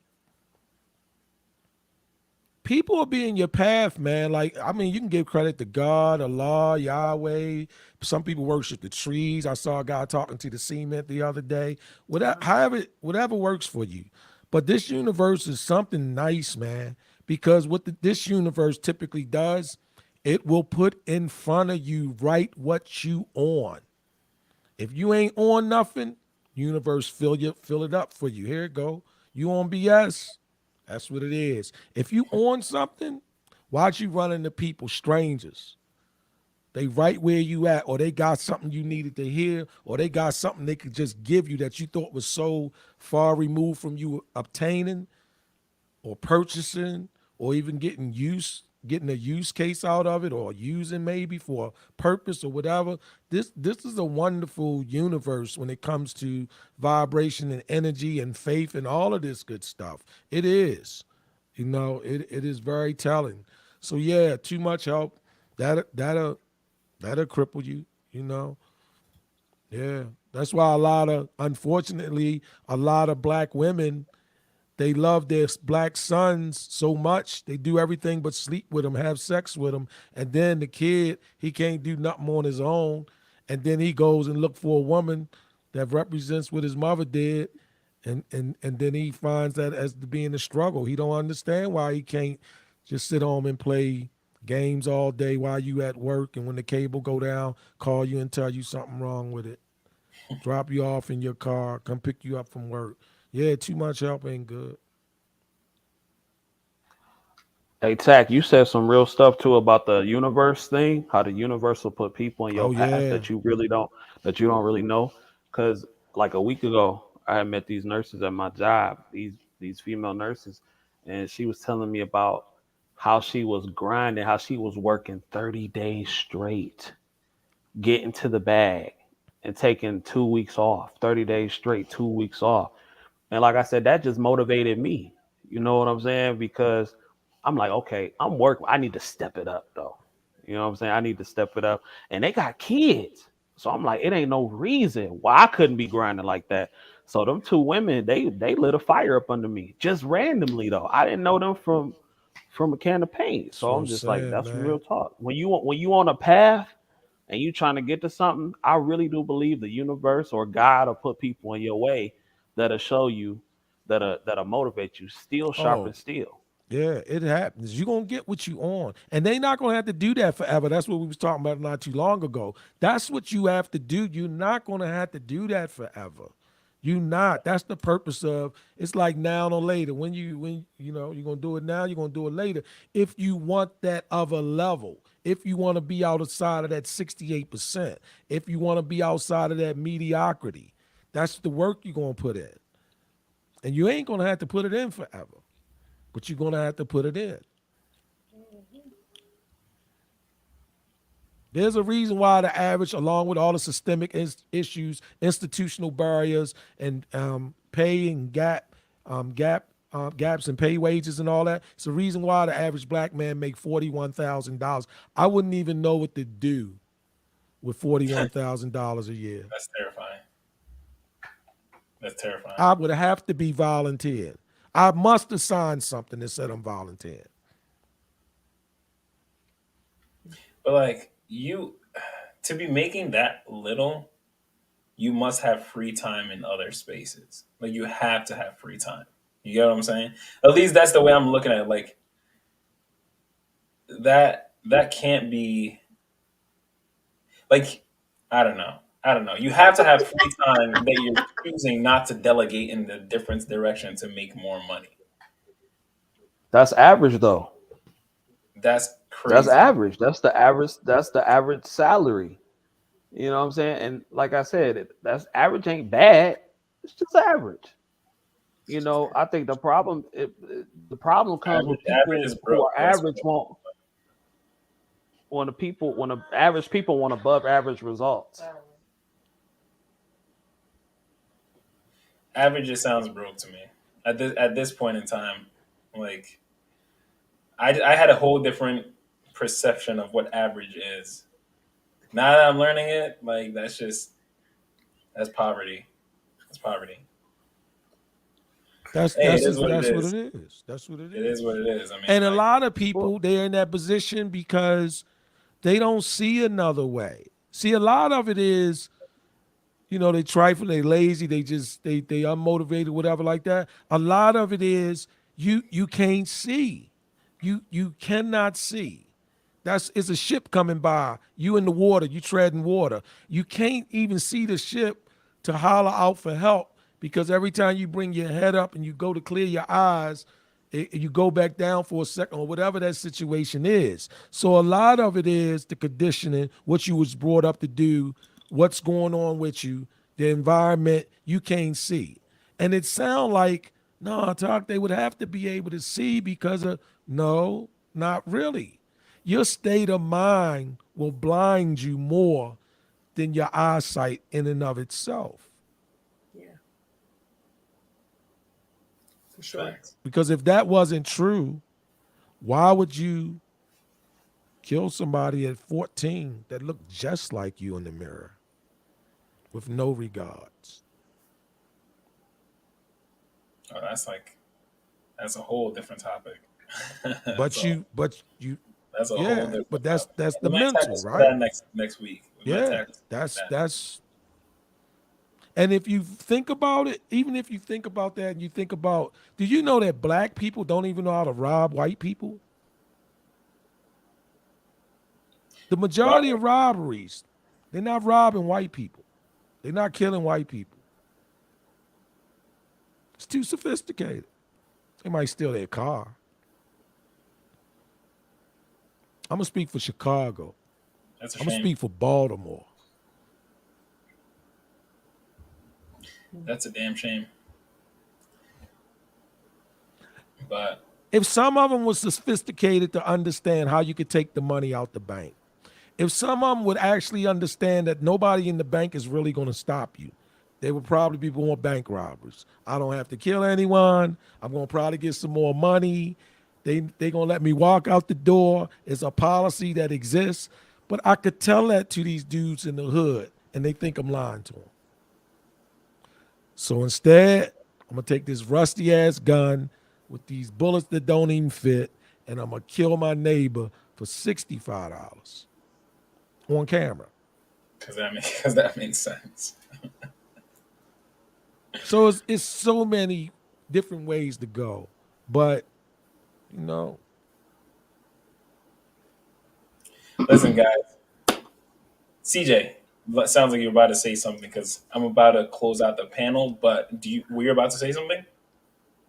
Oh, not well. I was gonna say, like, you hear a lot of people, and I hate to keep going back to KS, but you hear a lot of people that say they broke, and it's funny, man. Especially when I hear dudes say that, because I just know so many women that are out working men, and it's not even funny. But it's not even funny. It's crazy, putting in so much work, and then it's just like, how can you complain you broke when you doing the bare minimum? Like, how can you complain about that when you're doing the whole world is hiring, literally. Like the corner store gas station is hiring. So if you're not willing to even put in that kind of work, what are we complaining about? You know what I'm saying? So that's I don't know, man. I just like that universal stuff is true. Like when you really on a path to get something, the people gotta put people in your way, or the universe, whatever you believe in. It'll definitely put it in your way. Because I really believe that. I really believe life separates the winners and the losers from each other. I really do. It's not meant for everybody to win. It's not meant for everybody to lose. Unfortunately, there are more losers than winners. But also make the top so sweet. Because it's a price that you got to pay to get there. Yeah. Are you willing to pay that price? separates the winners and the losers. Yeah. Mindset. Absolutely. I ain't saying if you got the proper mindset, you always gonna win, but That's you a gonna fact. eventually get there. But if you got a fixed mindset, what you move when you got a fixed mindset, you like a nigga that's in a burning building. You gonna sit there and watch the building burn down around you and write it off as that's my destiny to die by fire in a building. I can't handle that. I can't. Especially if it's gonna take me away from my family or mess with my mental illness. There's no way I'm gonna work harder to get down those steps. That's a fixed mindset. I can't believe dude said that. You talking about that dude from From where? From Corey. He's talking about Corey from Last week's yeah. week's reaction. Like, yeah, if it's gonna mess with, not at the expense of my family, my health, no. I invited somebody to go to Puerto Rico. I told them, all you need is your time. You ain't gotta bring nothing else. That's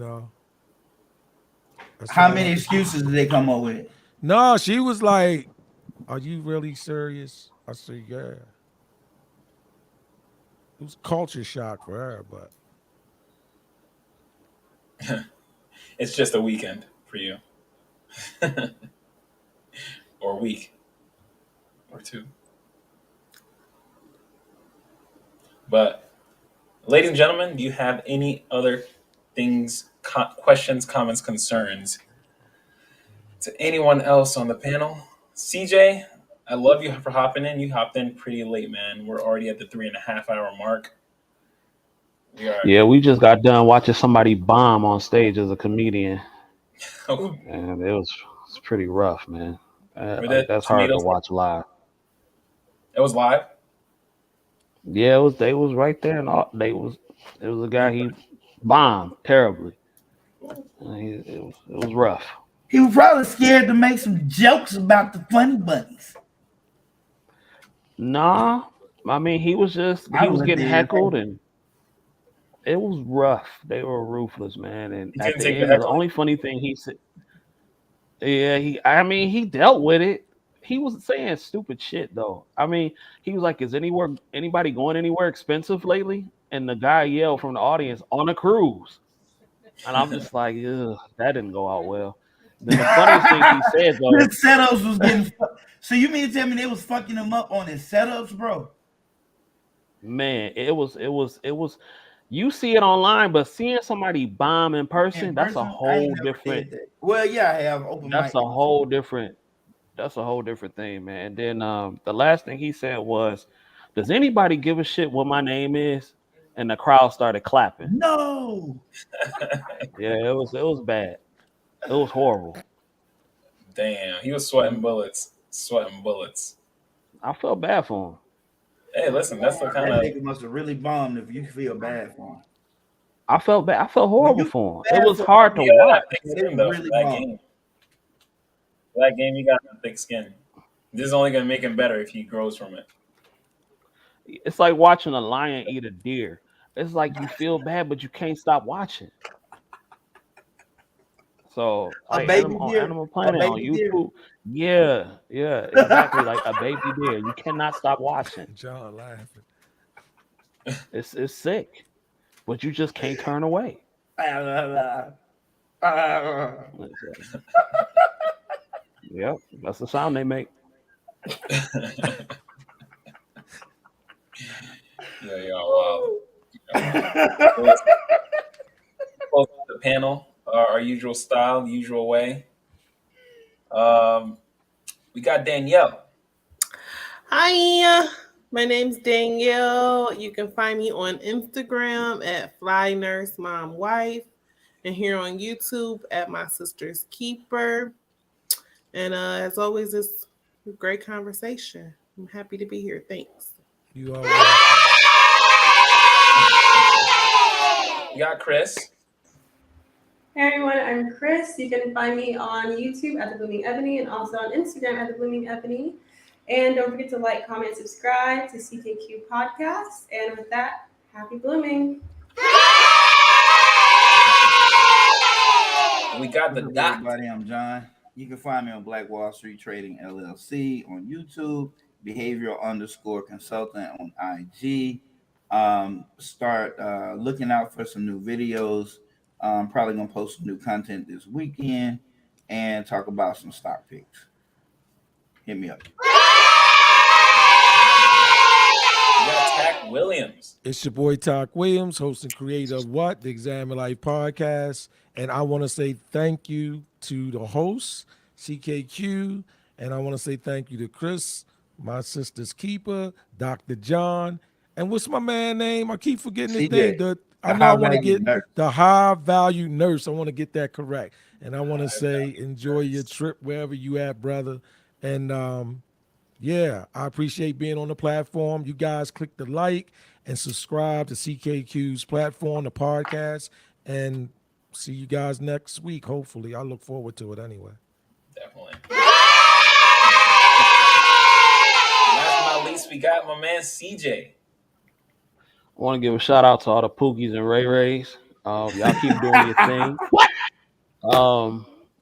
But yeah, it's not. I appreciate it. Man, it's always a good time. My name is CJ, the High Value Nurse, top person on my channel. Check out my other channel, the CJK Experience, more dedicated to the podcast and the foolery. And y'all subscribe to CKQ, hit that like button, and let's get it cracking.